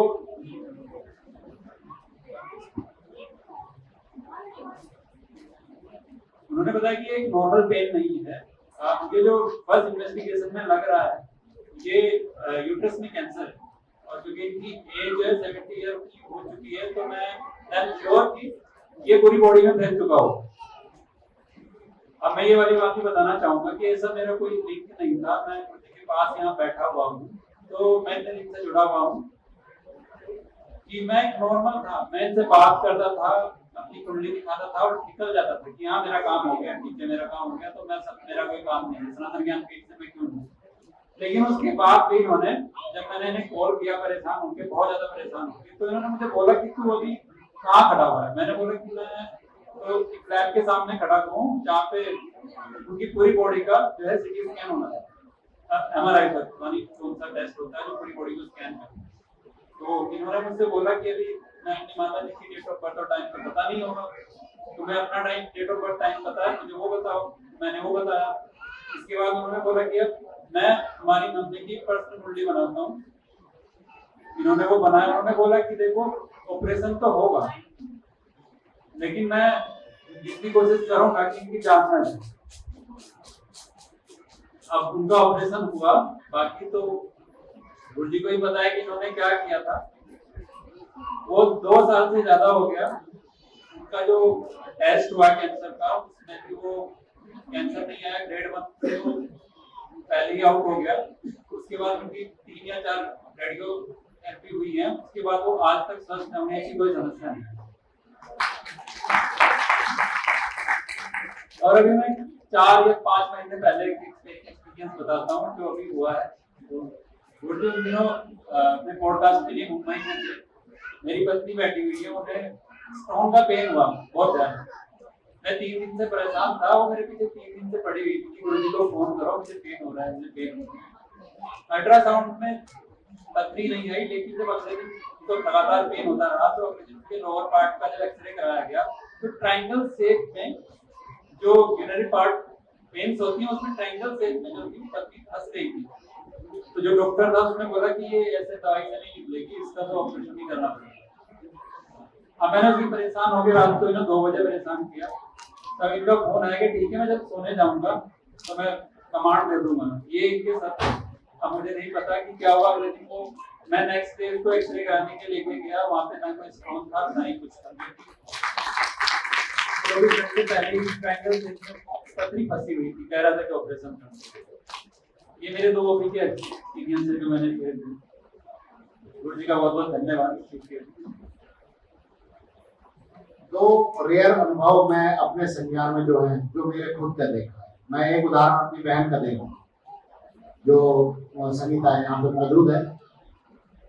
आप थोड़ा सा डिस्प्यूट हर फैमिली में होता है, उसके बाद आप अपने घर चली गई, तो जब गर्भवती यानी गर्भ धारण किया तो लास्ट मोमेंट पे बच्चे की गति पेट में, क्योंकि माँ के गर्भ में बच्चा घूमता है, मूवमेंट करता है, एक जगह रुकता नहीं है, माँ से ही उसको पोषण मिलता है।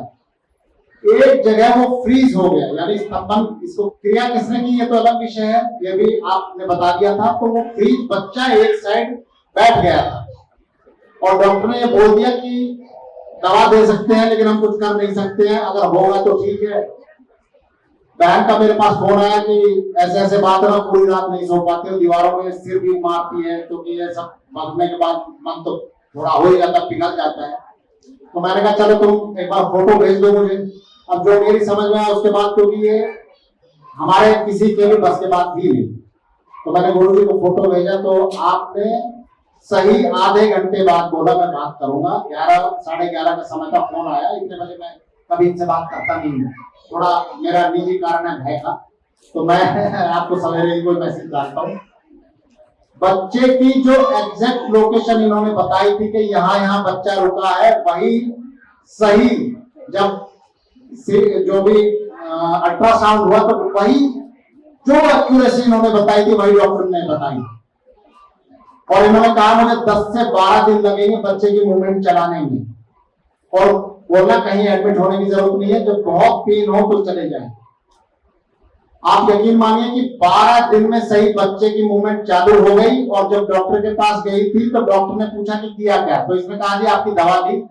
तो डॉक्टर ने कहा कि नहीं, मेरी दवा से तो पॉसिबल है नहीं, वो भी यहाँ उपस्थित है, ये इसी के बताए हुए वर्ड से। तो इन्होंने कहा नहीं जी आपकी दवा से ही हुआ है।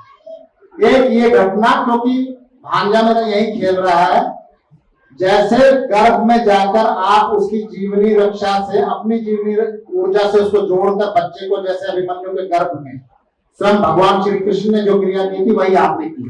तो ये चमत्कार मैंने, मेरी माँ भी यहाँ उपस्थित है, क्योंकि डॉक्टर ने बोल दिया था बच्चा या तो विकलांग पैदा होगा या मतलब मृत पैदा होगा, जीवित बच्चा नहीं पैदा हो सकता।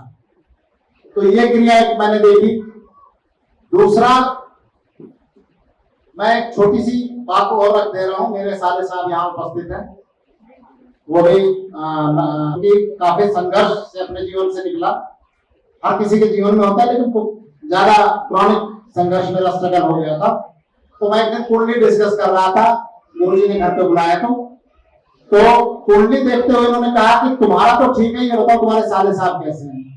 तो मैंने कहा मैं कुंडली तो अपनी डिस्कस कर रहा हूँ, वो ठीक होंगे अपने जीवन में, मुझे मालूम नहीं। तो उन्होंने कहा नहीं ठीक तो नहीं है। तो मुझे थोड़ा विचित्र लगा, मैंने कहा मैं बात अपनी कर रहा हूँ और ये उनकी बात कर रहे हैं। तो जैसे ही इन्होंने बोला कि एक बार पूछिए सिर के इस हिस्से में उनको पेन उठता होगा, तो मैंने कहा मैं पूछ लेता हूँ। मैंने अपनी सास जी को फोन किया तो वो बोली कि मुझे यहाँ उठता तो, लेकिन एग्जैक्ट मुझे नहीं पता, आप उन्हीं को फोन कर ले। मैंने उनको फोन किया तो उन्होंने बताया हाँ मुझे सिर के इस हिस्से में पेन होता है। तो जैसे ही मैंने इनको बताया, ये बोले कि ट्यूमर की एक शुरुआत उनको हो चुकी है और 2 साल के बाद जैसे बस इसके बाद ट्यूमर डेवलप होगा, डॉक्टर की दवा खाते रहेंगे, फिर कुछ नहीं। जब ये बात पता चली तो मैंने कहा कि अब क्या करें। तो इन्होंने, मैंने निवेदन किया तो रात को तो इग्नोर कर दिया और मेरे बारे में जो बताना था बता दिया कि आगे आगे इस तरह से तुम्हें करना है काम। मैंने कहा ठीक है जी। अगले दिन जब बात हुई, निवेदन किया, तो इन्होंने कहा तुम क्या चाहते हो। मैंने कहा जी ऐसे ऐसे प्राण तो बच ही जाए। तो इन्होंने कहा चलो। तो एक अनुष्ठान इन्होंने किया था। देखिए थोड़ा वो डाउन होने में समय लगता है, क्योंकि उनकी भी मार्केट चल रही थी और इन्होंने मुझे अच्छी तरह कहा था कि इनको बचा लीजिए वरना इस तरह से होगा। बात भी उन्होंने मानी। आज वो जीवित भी है और उनकी आयु भी वृद्धि हुई है और ये चीजें मेरी आंखों के सामने घटी है। अब थोड़ा सा गुरुजी से मैं चाहता हूँ अपनी बात को थोड़ा और आगे बढ़ाए, फिर मैं थोड़ा अनुभव साझा कर दूं। जी गुरुजी, जैसे आप ब्लैक मैजिक देखते हैं, तंत्र नहीं है, ये तंत्र का विपरीत स्वरूप है। तंत्र है आपकी आंतरिक चेतना को शुद्ध करके सहस्त्रार तक अपनी ऊर्जा को ले जाना। और जब आप नेचर में कोई भी कमांड छोड़ते हैं उसको नेचर फुलफिल कर देती है। अभी उसी क्रम में मैं आगे बढ़ने का प्रयास कर रहा हूं, जहां आज्ञा चक्र तक आपने थोड़ी ऊर्जा का प्रवाह मुझे दिया है। अगर ये पूर्ण हो जाता है तो दुनिया में कोई भी कार्य संभव नहीं है, सब कुछ संभव है।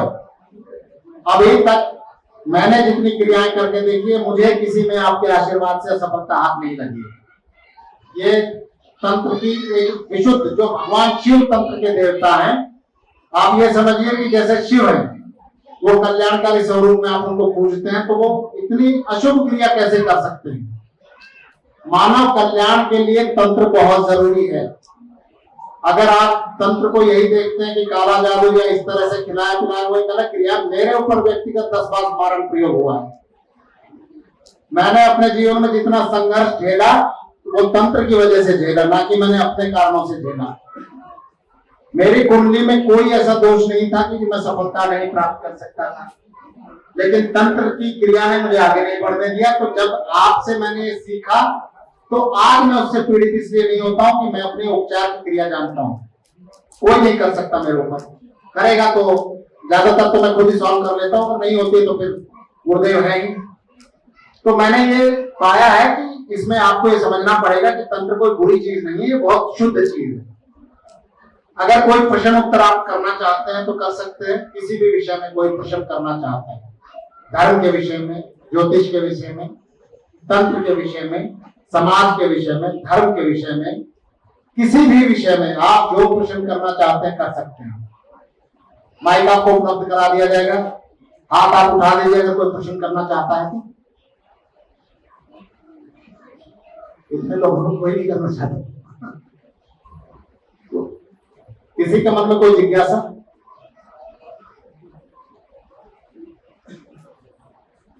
कौन? जिन्होंने उठाया हमको माइक दे दीजिए। हाँ जी, हाँ जी।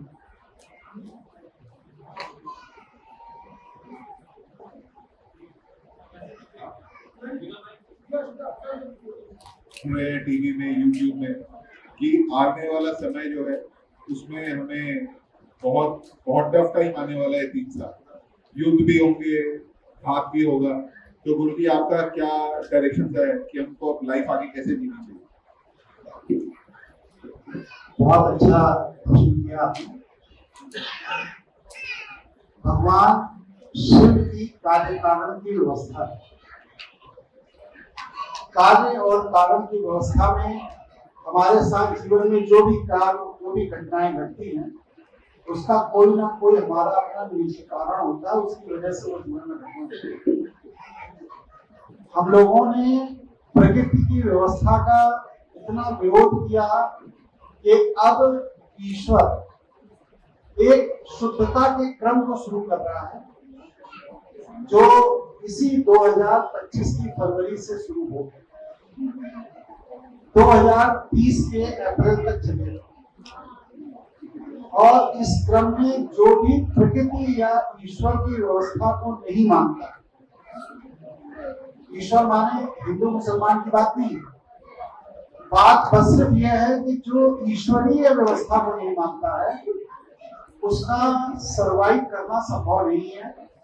और एक अनुमान है कि आज विश्व की आबादी 800 करोड़ हो गई है, जिसमें लगभग 650 करोड़ लोगों को चिन्हित किया गया है जो अगले 5 से 7 वर्ष के अंदर धरती पर मिलेंगे। अब उसमें आपका नाम है या नहीं, ये आपको देखने का बस एक ही पैरामीटर है कि क्या आप प्रकृति के सिद्धांतों को मानते हैं। अगर आप नहीं मानते हैं तो ये समझ लीजिए आपका समय है, और अगर आप नहीं मानते हैं तो अभी भी मौका है, आप प्रकृति के नियम को मानिए। प्रकृति का नियम बस 3 ही है, चौथा कोई नियम नहीं है। सबसे पहला नियम है भगवान शिव का सहज। देखिए, विष्णु जी हैं, शेषनाग को लेटे हुए हैं, ब्रह्मा जी हैं, कमल के ऊपर बैठे हुए हैं, लक्ष्मी जी हैं, कोई ना कोई किसी ना किसी वाहन, किसी ना किसी वनस्पति, किसी ना किसी स्वरूप में बैठा है। लेकिन भगवान शिव कहाँ बैठे? भगवान शिव चट्टान पर बैठे, कोई आसन नहीं है, कोई सिंहासन नहीं। ये इस बात की सूचना है कि अगर आपने प्रकृति को सहजता के साथ स्वीकार कर दिया बिना किसी आडंबर के, तो आप शिव के प्रिय हैं, और आप शिव के प्रिय हैं तो वही आपके रक्षक हैं। दूसरी चीज क्या है? पारदर्शिता। हम लोग अपने जीवन को बहुत पर्दे के पीछे, बहुत से पर्दों के पीछे छिपा के रखते हैं। भगवान शिव क्या कहते हैं? कर्पूर गौरम करुणा अवतारम संसार सारम वही। कपूर की तरह आपको पारदर्शी होना होता है। जैसे कपूर अभी एक डिब्बी में यहाँ रख दिया जाए और उसकी सुगंध पूरे वातावरण में फैल जाएगी, लेकिन वह कपूर का धुआं कहीं निकलता हुआ नहीं दिखाई देगा, उसके अंदर से कोई छाया नहीं बनेगी, कुछ नहीं बनेगा, लेकिन वह कपूर वातावरण के प्रभाव से विलुप्त हो जाएगा और पूरे वातावरण में फैल जाएगा। इसी तरह आपका जीवन होना चाहिए, जहां पर कोई छल नहीं हो, कोई छल नहीं हो, कोई छिपाव नहीं हो, किसी को कोई कष्ट नहीं हो। आप दुष्ट हैं तो भी कपूर की खुशबू आपको मिलेगी, और अगर आप सात्विक हैं तब भी कपूर की खुशबू आपको मिलेगी। अगर आप फूल को मसल देते हैं, तोड़ देते हैं, तब भी आपके हाथ में फूल की सुगंध होती है, और अगर आप फूल को पकड़ लेते हैं प्यार से, तब भी आपके हाथ में फूल की सुगंध होती है। प्रकृति यही कहती है कि आप सहज हो जाइए, पारदर्शी हो जाएंगे और सर्वस्व को स्वीकार करते हैं। वैष्णव और शैव में ये बेसिक अंतर है। वैष्णव बस सिर्फ देवताओं की बात करते हैं, देवता ही पूजनीय है, लेकिन भगवान शिव क्या कहते हैं? दैत्य, दानव, असुर, यक्ष, किन्नर, राक्षस, भूत, प्रेत, पिशाच, जिन, कोई भी है, किसी भी योनि में है, वो मेरा भक्त है, वो मेरा अपना है। और जब आप मेरे भक्त को इग्नोर करेंगे, उसकी अवहेलना करेंगे, तो ये मुझे पसंद है। इसलिए दुनिया में कोई भी ऊर्जा नास्तिक नहीं है। हम अपनी वृत्ति के कारण उसको नास्तिक बना देते हैं। सृष्टि में जो भी कुछ है, जो भी योनियां हैं, 84 लाख, ये सब भगवान शिव के कार्य कारण की व्यवस्था से निर्मित है। अगर आपने सर्वस्व को स्वीकार लिया, जीवन को पारदर्शी बना लिया और सहज जीवन शैली अपना ली, तो इस सृष्टि में आप भगवान शिव के प्रिय होंगे और आपको मृत्यु का भय समाप्त हो जाएगा। और अगर इस मार्ग को आपने नहीं अपनाया है, तो काल कभी भी आपको अपने साथ ले जा सकता है। ये मान धन्यवाद गुरु जी। इससे जुड़ा एक सवाल मेरा और है। आपने बताया किसी को कष्ट नहीं देना, तो इसको थोड़ा एलैबोरेट करें गुरु जी। मतलब हम किसको कैसे कष्ट दे सकते हैं? जब आप सर्वस्व को स्वीकार देंगे, तो कष्ट की वृत्ति भी खत्म हो जाएगी। आप कष्ट तो तभी किसी को देते हो जब आप अपने से अलग समझते। जो हमारा अपना सब अगर हमारे अपने हैं, तो कष्ट हम किसे देंगे? अभी एक उदाहरण देखिए, सब लोगों को मैंने कहा भाई कार से चलो, कार से चलो, और मैं ई रिक्शे में बैठ के आता, सब अपने हैं ना, इसलिए सबको कार से जाते हैं। हम ई रिक्शे से आते हैं और मैं ई रिक्शे में बैठ के आता। तो ये सर्वस्व को स्वीकारने का भाव है। ईश्वर आपके साथ है और आप ये सोचे कि मैं सबसे महंगी वाली गाड़ी में आगे बैठ के चलूं और मेरी फोटो खींची जाए और बाकी सब लोग पीछे रहे, थोड़ा दूर रहे। अगर ये भाव है तो शिव आपको पसंद नहीं आता। इसलिए दूसरों के लिए जीना सीखिए। रात में 2-2 बजे उठ करके परमात्मा का अनुष्ठान, उनका अनुष्ठान, दिन भर की थकान और नींद के बाद कैसे उसे मिले, तुरंत उठ करके नहा धो करके किचन में बैठ जाना और 2 घंटे में उसको रिजल्ट दे देना, ये सर्वस्व को स्वीकारना है। वरना हम ये भी कह सकते हैं भाई सुबह 7 बजे बात करना अभी समय नहीं मिलेगा और लोग 2 घंटे के अंदर ठीक हो जाते। यही भगवान शिव। आप जब सर्वस्व को स्वीकारते हैं तो भगवान शिव आपको शक्ति देता है। मैं ठीक नहीं करता किसी को, इस गलतफहमी में मत रहिए। मैं किसी को ठीक नहीं करता, आपका प्रारब्ध है और मैं भगवान शिव के आगे आपकी अर्जी लगाता हूं इस प्रार्थना के साथ कि आप ठीक हो जाएं, और भगवान शिव मेरी अर्जी स्वीकार कर देते हैं और आप ठीक हो जाएं। ये जो गुरु पूर्णिमा का पर्व है, ये मेरे उपलक्ष्य में नहीं है। आप ये मत सोचिए कि मैं गुरु जी हूँ, मैं आके बैठा हूँ तो ये गुरु पूर्णिमा का पर्व मेरे लिए मनाया जा रहा है, नहीं। भगवान शिव अनादि गुरु हैं, इसीलिए भगवान शिव का विग्रह, उनका चित्र है। हम भी आप ही की तरह उनके गुरु पूर्णिमा के पर्व को मना रहे हैं, क्योंकि वही गुरु है और कोई गुरु हो ही नहीं सकता। किसी में सामर्थ्य नहीं। सारे दैत्य, दानव, असुर, राक्षस, भगवान, देवता जो भी हैं जिनकी आप आराधना पूजा करते हो, उन सब ने भगवान शिव की ही आराधना करके शक्ति प्राप्त की। राम की स्थिति ही नहीं थी कि वो रावण को पराजित कर सके। रावण को पराजित करने के लिए उन्हें भी रामेश्वरम में भगवान शिव की आराधना करनी पड़ी, शिव की स्थापना नहीं। और वह पूजन किससे करवाया? जिसको मारने जा रहा रावण,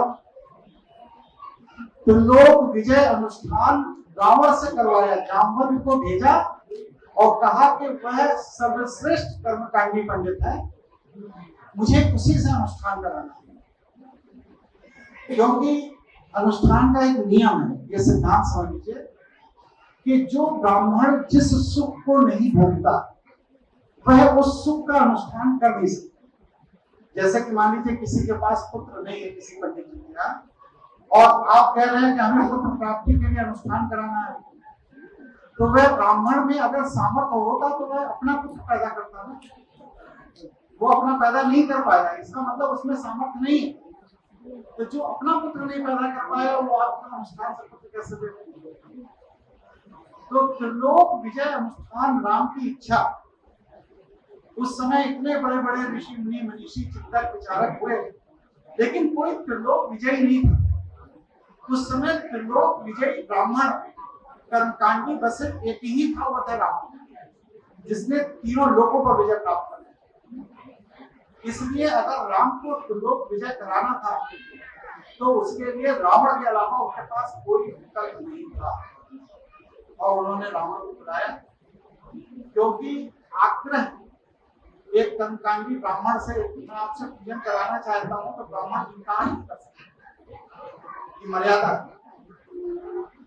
तो रावण ये जानता था कि ये अनुष्ठान कराने के बाद मेरा कुलवंश खत्म हो जाएगा, लेकिन इसके बाद भी रावण आया, माता सीता को साथ लेकर आया, क्योंकि अनुष्ठान अकेले नहीं हो सकते। और इसके बाद माता सीता और राम के वहां पर अनुष्ठान करवाया, और इसके बाद माता सीता को लेकर फिर चला गया, और उसने घोषणा कर दी कि अब हम भगवान शिव को यह युद्ध समर्पित कर चुके हैं, मेरे खजाने में जो भी पैसे पड़े हैं वो राजमार्गों पर फेंक दिए जाए, और जो भी व्यक्ति इस युद्ध के आरंभ के पहले लंका छोड़कर जाना चाहता है वो जा सकता है। और बड़ी संख्या में लोग धन लेकर के मक्केश्वर महादेव, जिसे हम मक्का कहते हैं, वहां गए, क्योंकि शुक्राचार्य जी महाराज वहां पर थे, और उनकी बेटी थी काव्या, जिसको आप आजकल कावा कहते हैं, तो जाकर के कावा में बस गए, क्योंकि शुक्राचार्य की बेटी काव्या वहां पर निवास करती। और बहुत से लोग ऐसे थे जिन्होंने कहा नहीं, मैं रावण के साथ उनकी मर्यादा की लड़ाई में लड़ूंगा, मरूंगा और शहीद होऊंगा, मैं नहीं करूंगा। तो वो लोगों ने रावण के साथ अंतिम दिन तक युद्ध किया, कुल 84 दिन में। ठीक है, और फिर प्रश्न किसी? छोटी सी बात मैं अपने विषय में बता देता हूँ, क्योंकि सबकी बात हो चुकी है। एक एकता सेठी जी और है, वो आई हुई है। जीवन में 2 ऐसे कार्य हुए जिनकी गिलानी में मैं जी रहा था। जब मैं आपसे जुड़ा था तो मैंने यही निवेदन किया था कि क्या मेरे प्रारब्ध में लिखा था, तो आपने मेरी कुंडली का विश्लेषण करने के बाद कहा कि आपके प्रारब्ध में ऐसा कुछ नहीं लिखा था, ये केवल तांत्रिक क्रिया थी। तो क्योंकि विश्वास नहीं कर पाता था, तो उसके बाद जब चीजें हुई और तंत्र आपसे सीखना शुरू किया तो मैं समझ पाया कि ये सब चीजें तांत्रिक क्रिया से की गई थी, आपको इंजेक्ट की गई थी। आप स्वस्थ हैं, जा रहे हैं, आपको केवल गिरा दिया जाता है इसके माध्यम से, या खड़ा कर दिया जाता है। फिर जब आपने मुझे सबक बनाने की प्रक्रिया शुरू की 14 के बाद, 2014 के बाद मैं 16 में आपसे जुड़ा था, 15 में, और उसके बाद निरंतर आपने साधनाएं बताई। 20 के बाद आपने बहुत गहन तंत्र का क्रिया मुझसे कराई, जिससे मुझे आंतरिक बहुत शांति अपने जीवन में प्राप्त हुई। तो ये मेरा अनुभव है। दूसरा, मैं एक बहन अपनी एकता सेठी जी हैं, उनको आमंत्रित करना चाहता हूँ। आप और आपके पति नोएडा में रहते हैं, बहुत बड़े हैं आपके पति, तो मैं चाहता हूँ कि आप मंच पर आए। एकता सेठी जी,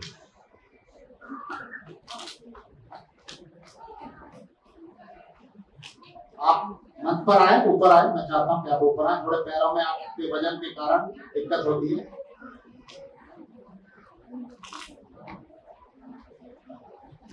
अब वो अपने ही श्रीमुख से बात कहेंगी जो उन्होंने अनुभव किया जुड़ने के बाद।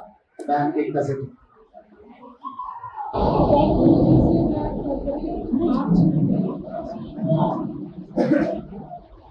गुरु जी से मैं मार्च में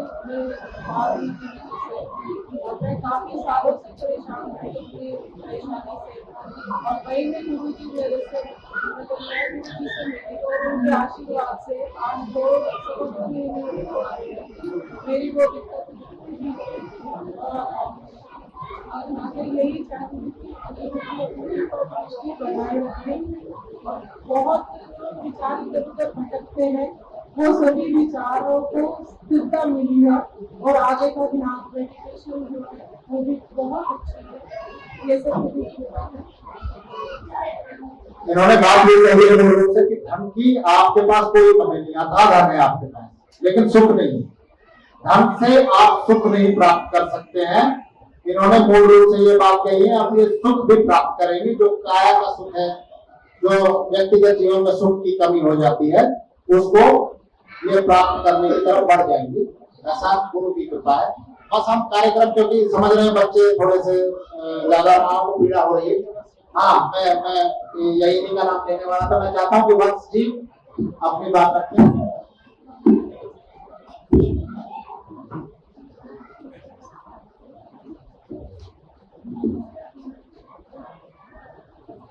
बहुत बहुत धन्यवाद।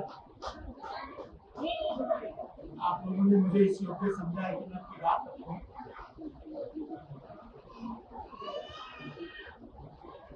कि मैं पत्रकार हूं तो मैं टुकड़ों में बात करूंगा।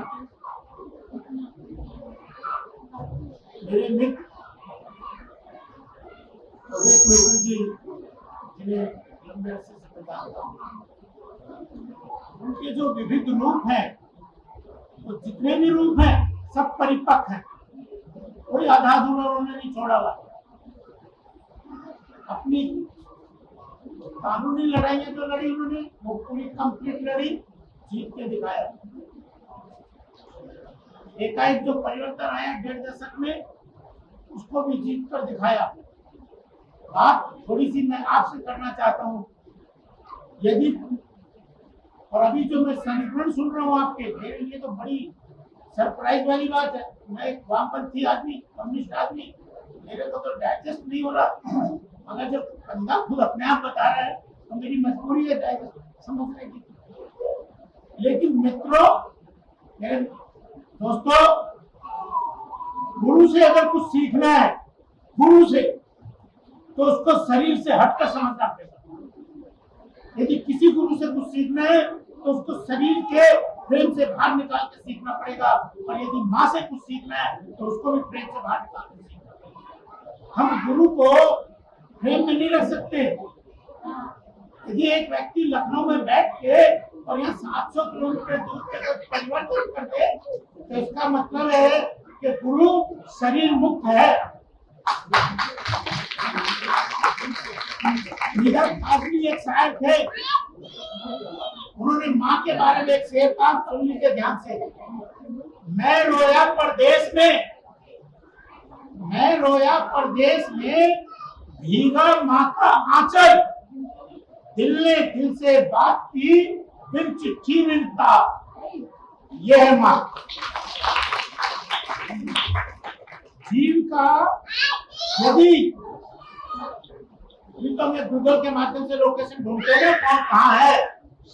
यदि जीव की एक्यूरेट लोकेशन उसके जीवन में कब क्या घट रहा है, उसकी माँ और उसके गुरु के अतिरिक्त कोई नहीं जानता, मैं स्वयं नहीं जानता। आज भगवान शिव को हम याद कर रहे हैं। मेरी नजर में मनुष्य जाति का, इस दुनिया का ही है सबसे बड़ा कोई कामरेड है तो भगवान शिव है। उसके अतिरिक्त दूसरा कोई कम्युनिस्ट, दूसरा कोई वामपंथी, दूसरा कोई कामरेड नहीं। जो शख्स के भीतर द्वंद ही नहीं है, प्रतिस्पर्धा ही नहीं है, जो किसी के भीतर गलत चीज देख ही नहीं पाता, उसी को कहते हैं शिव। तभी तो उसने लूले, लंगड़े, नशेड़ियों, अफीमियों, घमेंचियों, 50 तरीके के नशा करने वालों को कहा, चलो मेरी बारात में। हम कहाँ पहुंच गए? हम जब शादी में अपने लड़के के किसी को बुलाते हैं तो कहते हैं इसे हटाओ, इसे हटाओ, इसे हटाओ, बाबा के लड़के को हटाओ, चाचा के लड़के को हटाओ। और शिव को देखो, उसने कहा जितने भी हो तुम सभी मेरे हो। और शिव का मतलब ही ये है, शिव का अभिप्राय ये है कि जो कण कण है वो सब उसका है, उसके लिए प्रिय है। इसलिए मैं एक सब चीज से इतना कहना चाहता हूँ कि ये मेरे लिए बड़ी सरप्राइज की बात है कि योगेश जी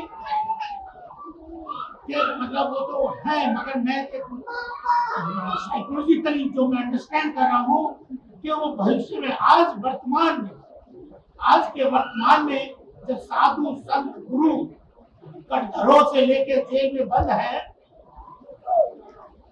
इन गुरुओं ने ही सबसे ज्यादा इमेज खराब की है हमारे संस्कृति की, और किसी ने नहीं। दुनिया के 4-5 नहीं करीब 12 देश लगभग 150 साल से इस काम में लगे हुए हैं, भारत की कल्चर और भारत की एग्रीकल्चर को कैसे तहस नहस किया जाए। इस संसार में ना तो कोई ऐसा बम बना है, ना कभी बन पाएगा जो सनातन को खत्म कर दे।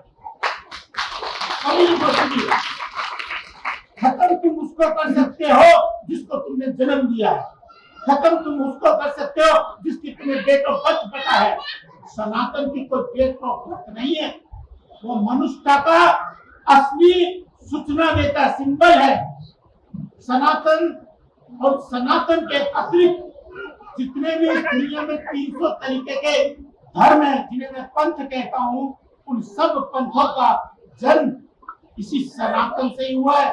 अब खुश हो गए जब कभी तुम बरसात में, कभी धूप में किसी पीपल के पेड़ के नीचे खड़े होते हो और उसको हिला देते हो, तो पीपल 2-4 पत्ते तुम्हारे पे तरस खा के डाल देता है, तो तुम एक पत्ता उठा के चल देते हो कलमा पढ़ने, दूसरा कोई पत्ता लेकर उठा के चल देता है गुरु ग्रंथ साहिब पढ़ने, तीसरा पत्ता उठा के तो पढ़ने लगता है बाइबल को। तो तुम कहते हो तुम धर्म स्थापित कर रहे हो, तुम धर्म नहीं स्थापित कर रहे हो, तुम पंथ स्थापित कर रहे हो।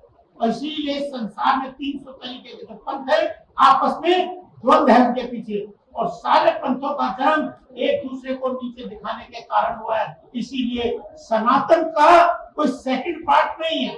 सनातन को हम ये नहीं कह सकते एक, यदि हम ये कहते सनातन एक है तो it means my dear friend हम इनडायरेक्टली कह रहे हैं दूसरा भी है कोई।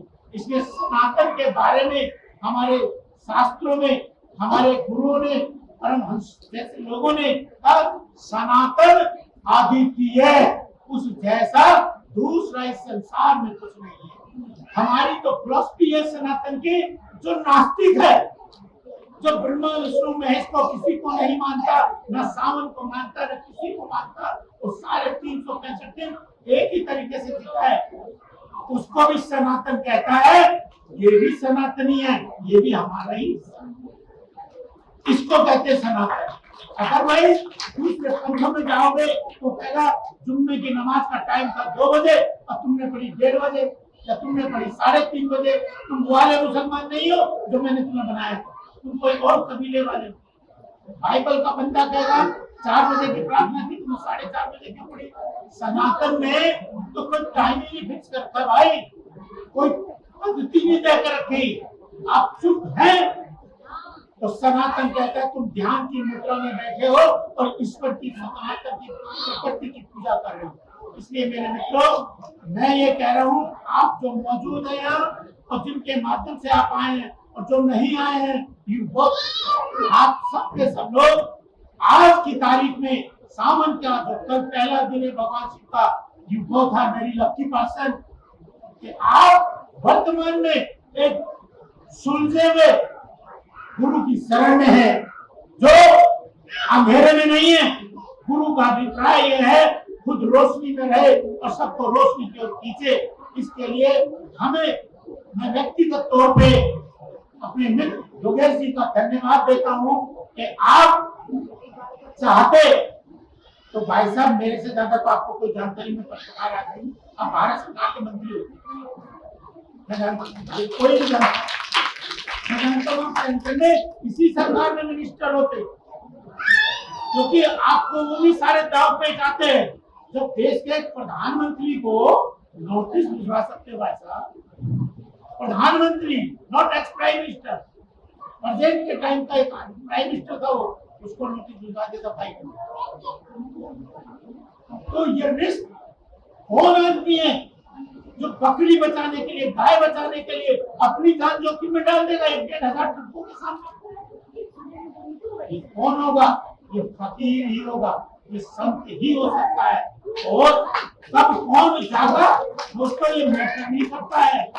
भगवान बुद्ध 2500 साल पहले जागे और योगेश मिश्र जी अगर 16 साल पहले जागे तो बात बराबर की हो गई। तो सवाल जागने का था, आप वो कब जागे ये मैटर ही नहीं है। आप भी जागते उनके पैर लड़ा। महावीर ने कहा था जियो और जीने दो। महावीर का अभिप्राय यही था कि आपको रोज रात को 2 बजे आपके किसी शिष्य ने, आपके परम प्रिय भक्त ने कहा कि मेरी तो प्रॉब्लम है, मेरे लेफ्ट में पथरी है कि राइट में ये प्रॉब्लम चल रही है, मेरे ब्रेन में ये हो रहा है। आपने कहा ओके, आपने ये नहीं कहा ओके अर्ली मॉर्निंग, आपने कहा okay just wait, I will call you after the afternoon. आप तैयार हो गए, आपको लगा कि बिस्तर से उठना है, नहाना है, धोना है। आपने देखा नहीं जर्मनी का टेम्परेचर 6 है, लखनऊ का या जून का टेम्परेचर 50 है। गुरु ऐसा ही नहीं, वो गुरु हो ही नहीं सकता जिसे नींद आ जाए तब, जब उसका शिष्य, जब उसका भक्त गहरी पीड़ा से पीड़ित हो और उसके गुरु को नींद आ जाए, मैं उस गुरु को गुरु मानता ही नहीं। वैसे ही जैसे गली में से ट्रक निकलता है और बाजे बजते हैं और माँ की आंख नहीं खुलती, माँ की आंख नहीं खुलती, 4-5 ट्रक के चले डमरू बज जाए, माँ की आंख नहीं खुलती। लेकिन बच्चा जब कहता माँ की आंख एकदम खुलती है।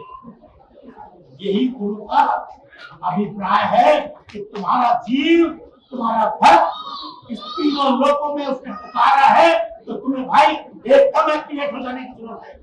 ये सतगुरु ही कर सकता है, कोई और नहीं करता है।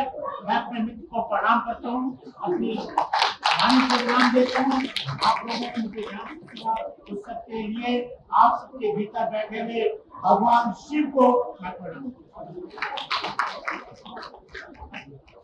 जी ने बताया कि आपने प्राइवेट से नोटिस, इसी तरह आपने एक जज को भी सबसे पहले वकालत के केस में सस्पेंड करा दिया। जब पहली वकालत शुरू करने जा रहे थे तो बहुत सारी चीजें आपने ऐसी कर दी थी। अभी मैं चाहता हूँ कि पहले सपना को प्रश्न करना चाहते हैं, लेकिन मैं चाहता हूँ सबसे पहले सपना भी अपनी बात रखें ताकि कार्यक्रम को पूर्ण किया जा सके और भोजन पानी की व्यवस्था है, क्योंकि बच्चे थोड़े परेशान हो रहे हैं। मैं सपना भी के लिए अपने विचार रखूँ। सभी लोगों को नमस्कार। मैं गुरु जी को पिछले 1 वर्ष से जानती हूँ, वो भी सुशील जी के तरफ से। सुशील जी को बहुत प्यार के साथ देखा है उन्हें गुरु जी के बारे में बताते हुए, और ये जो भी अभी उदाहरण दिए गए हैं सबका ज्ञान हुआ है। और मैं ये बताना चाहूंगी कि गुरु जी अभी गुरु पूर्णिमा के दिन आज यहाँ दिल्ली में ऑफिस खोल रहे हैं। उनका एक स्वप्न है कि वो शिव जी का काम हम सबके बीच में ज्यादा लाए और हम ये कर सकते हैं कि उनमें वो स्वप्न उनका पूर्ण होते हुए उनकी मदद किया जाए। मेरी सबसे यही विनती है कि आप जो गुरु जी का लक्ष्य है वो हम उन्हें मिलने में उनकी सहायता करें। धन्यवाद सपना जी। आप कौन साथी हैं प्रश्न करना चाहते हैं?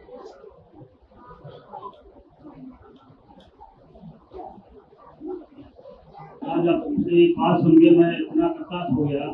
अब तक तो ये सोच रहे थे कि गुरु शब्द ऐसा है, जो भी है कुछ मंत्र ज्ञान जानता है एक मनुष्य, वो हम लोग उसको गुरु मान लेते हैं, गुरु पूर्णिमा में उसी का महत्व समझ के हम पूजा करते आ रहे हैं। लेकिन आज एक अलग तरह से बात सुन के मेरे अंदर जिज्ञासा पैदा हुई कि मतलब असली जो है गुरु पूर्णिमा का मतलब क्या है। आप उसके बारे में थोड़ा विस्तार से समझाइए ताकि लोगों को पता लगे कि गुरु कौन है और जो गुरु के नाम पर लोगों को भ्रमित करने वाले उनमें क्या फर्क है। बहुत अच्छा प्रश्न किया भैया। हमारे यहाँ सृष्टि की उत्पत्ति को अनादि गुरु आचार्य का पूजन होता है, वह है शिवरात्रि, महाशिवरात्रि से। ये जो गुरु पूर्णिमा का अवसर है, ये वैष्णव परंपरा का एक अंश है, क्योंकि वैष्णव लोग कृषि प्रधान व्यवस्था में जीते हैं, तो उन्हें एग्रीकल्चर करने के लिए अपने गुरु से परामर्श लेना होता है। क्यों लेना पड़ता है? कि इस वर्ष बरसात कैसी हो, सूखा तो नहीं पड़ेगा, या इस वर्ष कौन सी फसल बोई जाए तो ठीक रहेगा, अनुकूल रहेगा, किस तरह के कार्य को करने में लाभ होगा, किस मुहूर्त में हम अपने एग्रीकल्चर के कार्य को शुरू करें। तो ये जो वर्तमान गुरु पूर्णिमा है, यह गुरु पूर्णिमा बस सिर्फ एग्रीकल्चर में अपने गुरु से परामर्श लेने के उद्देश्य से ये परंपरा बनाई है। लेकिन धर्म के धुरंधरों ने एग्रीकल्चर को कर दिया पीछे।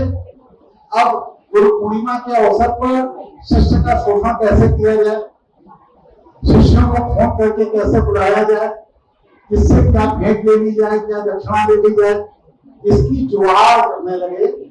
जबकि गुरु को कभी शिष्य को बुलाना नहीं चाहिए, ये मर्यादा के विपरीत। आज तक मेरे इतने शिष्य यहाँ पर हैं, कोई भी ये नहीं कह सकता कि मैंने फोन करके किसी से कहा हो कि तुम आओ, कभी नहीं। और गुरु पूर्णिमा पर तो मैं कभी कहती नहीं हूँ आइए। अगर शिष्य को गुरु की चिंता है, गुरु से कुछ पाने की इच्छा है, गुरु से कुछ लेना चाहता है, तो वह स्वतः जिज्ञासु बन के आएगा। अगर गुरु लालच में अपने शिष्य को बुला रहा है तो वह गुरु नहीं है, वह बेईमान है, धूर्त है, मक्कार है, ठग है। और जो लोग बेईमान, धूर्त, मक्कार गुरु करते हैं, उनका जीवन बस शोषण में बीतता है। इसलिए बेहतर यह है आप किसी को गुरु मत बनिए, किसी को नहीं। भगवान शिव ही अनादि गुरु हैं, आप उनको ही अपना गुरु मानिए, उन्हीं की सेवा कीजिए, उन्हीं जैसा बनने की कोशिश कीजिए। आप उनका जितना अनुकरण करेंगे, आपके जीवन में भगवान शिव की ऊर्जा का प्रकाश उतना बढ़ता जाएगा और आप भी भगवान शिव के प्रिय भक्त हो जाएंगे। भक्त और भगवान के बीच में गुरु, पंडित, ब्राह्मण, कर्मकांडी अगर आ गया तो फिर वो व्यवसाय हो जाए। इसलिए कोई व्यवसाय नहीं, सीधे भक्त को शिव से मिलना चाहिए, भगवान से मिलना चाहिए। कोई और प्रश्न करना चाहता है तो कर सकता है। किसी का कोई प्रश्न हो? कोई नहीं। आप कार्यक्रम के समापन से पहले मैं बस इतना बता देना चाह रहा हूँ कि यहाँ जो हम लोगों ने ऑफिस खोला है, ये व्यवसायिक दृष्टिकोण से नहीं खुला। ज्योतिष आपको मार्ग दिखाने का तरीका है, और तंत्र अगर आपके मार्ग में कोई ऐसा प्रारब्ध का दोष है, केवल उसके परिणाम को मान लीजिए कि आप जा रहे हैं और ज्योतिष में ये कुंडली में बना हुआ है कि मार्केट चालू हो गया है और इस दिन आपकी दुर्घटना में या इस अवधि में कहीं मृत्यु हो सकती है। ज्योतिष एक्यूरेसी तो नहीं बताई जा सकती आज के समय में, गुरु जी बता सकते हैं उसका, क्योंकि वो सारे शैव ग्रंथ भगवान राम ने जला दिए थे। जब रावण की हत्या के बाद कुमारी कंगन आप डालेंगे अगर गूगल पे, उसमें पूरा रिसर्च सेंटर उसका डूबा हुआ पानी में, तो वो सारे जलाने के बाद वो शैव ग्रंथ जल गए। तो आज कोई ऐसा प्रमाणिक तरीका नहीं है, केवल तंत्र में ही गुरु जी को अपने गुरु से प्राप्त हुआ, गुरु शिष्य परंपरा से मिल रहा है, और ये देने को तैयार है। ऐसा नहीं है कोई व्यक्ति अगर रुचि रखता है, तो मैंने अपनी इच्छा जताई थी कई वर्ष पहले, तो इन्होंने वो सिखाना शुरू किया। तो इस तरह और भी साथी हैं जो सीख रहे हैं। इसमें सिर्फ इतना ही है कि अगर वो परिणाम है कि आप इस अवधि में अगर वहां आपकी दुर्घटना में मृत्यु होने का योग है, तो उसके परिणाम तंत्र से बदल जाते हैं। लेकिन उसके परिणाम, क्योंकि आप बहुत सारे ऐसे केस रिवर्स कर चुके हैं, तो अपने टिश्यूज डैमेज होते हैं, वही चीज इनके शरीर पर लागू होती है। आप किसी का जब करते हैं और आगे जब कोई भी मृत्यु आप किसी की टाल देते हैं, टाली जा सकती है, तो आप अपने अगले जन्म का भोग भोगने के लिए तैयार हो जाते हैं। लेकिन क्योंकि इसमें नियम है कि जब आप किसी की भलाई का काम कर रहे हैं तो उसका रिवॉर्ड भी आपको ईश्वर देता है। ये मतलब जब आप संघर्ष भोग रहे हैं तो गुरु एक लकीर आगे खींच देता है। तो ये मेरा कहना है। बाकी अब यहाँ मैं चाहता हूं कि जो कार्यक्रम में वितरण है, क्योंकि हमारे यहाँ रिवाज है बहन बेटियों को वो देने का, अब क्योंकि हम लोग शहर हैं तो कोई छिपाकर काम नहीं करते हैं, ट्रांसपेरेंट जो अभी कहा था करना होता है। तो ये श्लोक में हम लोग कार्य करते हैं कि जीवन में कुछ छिपा नहीं है, जो है सामने है वरना कुछ नहीं है। तो उनको चाहते हैं कि करके बोलेंगे, वो अपना माता जी को मैं बुलाऊंगा अपनी कि वो ले दें हमको, और इसके बाद आप भोजन की तरफ आप सभी से आग्रह है कि भोजन करके ही जाइएगा, नीचे ही व्यवस्था है। तो सभी लोगों से करवत निवेदन है। और मैंने जो कहा था कि मैं विराम दे रहा हूँ बोलने वाले को कि व्यवसायिक दृष्टिकोण नहीं है, केवल और केवल मानवता की जो क्षति होने वाली है 5-7 सालों में, क्योंकि भारत के पास अभी 5-7 साल बाकी है, अगर इसमें वो उस अवेकनिंग पे आ गया तो बच सकते हैं। क्योंकि इसके बाद बहुत सारी ऐसी घटनाएं घटने वाली है जो भविष्य पुराण में भी लिखी है, अलग अलग जगह पे लिखी हुई है। तो मैं चाहता हूं कि मंच पर मम्मी एक बार माता जी आ जाए मेरी, और ये देकर कार्य सबका पूर्ण करें, फिर आप भोजन की तरफ प्रस्थान करें। जो इंदौर से आए हुए हैं, मेरा उनसे आग्रह है, कहाँ है, मंच पर आ जाए। ये बच्चे को जो आप देख रहे हैं, इसको एक आज मैं अवार्ड दे रहा हूँ। क्यों दे रहा हूँ उसका कारण बता रहा हूँ। ये क्रिकेट खेल रहा है, और जहां क्रिकेट खेल रहा था 10-12 बच्चों के साथ खेल रहा था, कहीं से कॉकरोच आया, और वो जितने बच्चे थे सब अपने बैग से और विकेट से चीजों से उस कॉकरोच को मारने के लिए दौड़े। लेकिन इस बच्चे ने कहा नहीं, मत मारो, उसमें भी भगवान शिव का। तो ये जो मेरे प्रवचनों का जो असर कि कॉकरोच को मत मारो, उसमें भगवान शिव का अंश है, इस वृत्ति से प्रभावित होकर मैं इनको ये एक अवार्ड दे रहा हूं कि आप लोग भी प्रेरित हो और भगवान शिव का अंश मानकर सभी को सर्वज्ञ स्वीकार करें। कोई भी पराया नहीं है, सब आपके अपने ही हैं और अनिर्मित है, इसलिए उनका सदुपयोग करिए, उनकी हत्या या उनका वध न करिए।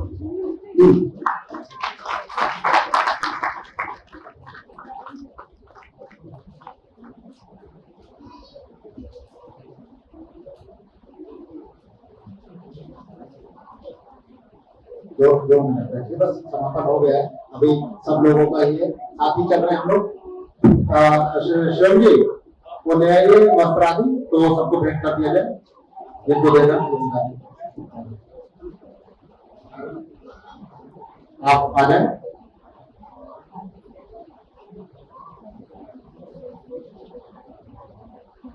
ये भगवान शिव की ओर से आपको प्रदान किया जा रहा है।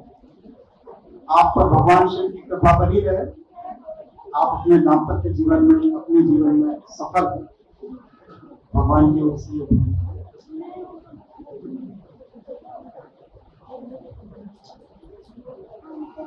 इसके बाद में मीनाक्षी जो बहन है हमारी, ये भी बहन थी, वो उनके लिए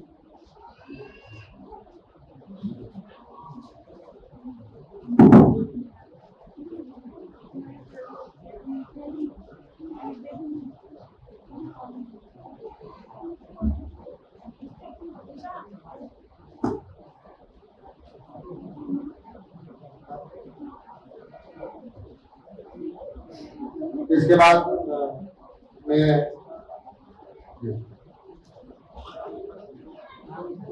वीरवती जो बुआ जी वो है,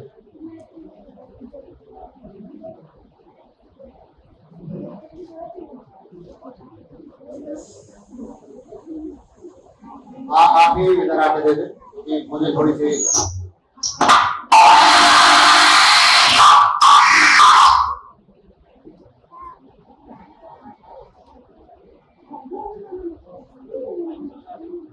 जब रख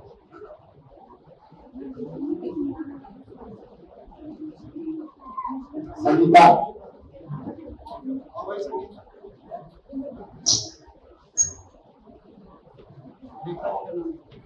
रेखा रेखा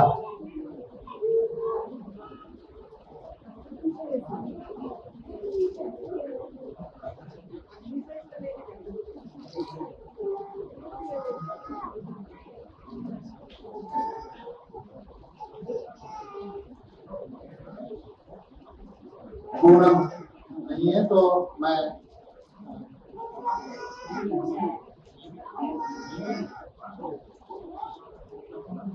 पूनम विजय आप आ जाओ।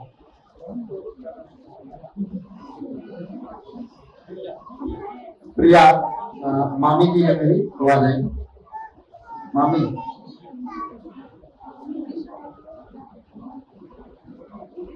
भूमि भाभी मेरी आ गई। भाभी भूमि नहीं आई है तो आप आ जाइए, कोई बात नहीं, आ जाइए, कुछ नहीं, घर की बात है, कोई बात नहीं।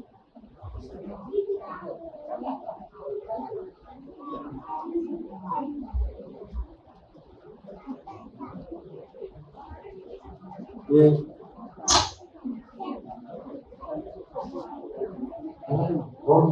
भाभी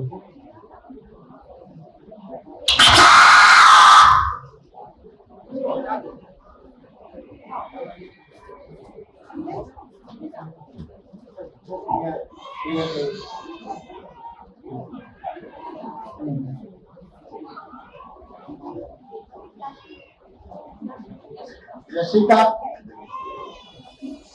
वंशिका है, यशिका है, यशिका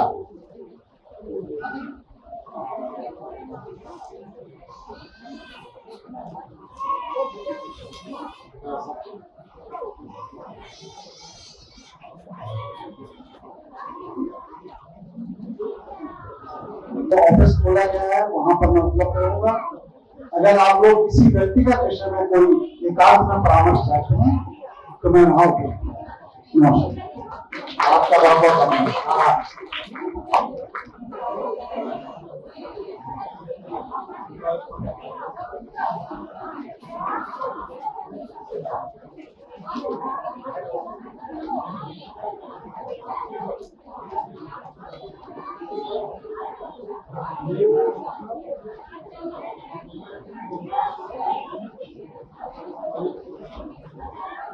शिवम जी भजन का देखा आपने, कर दिया, हो गया।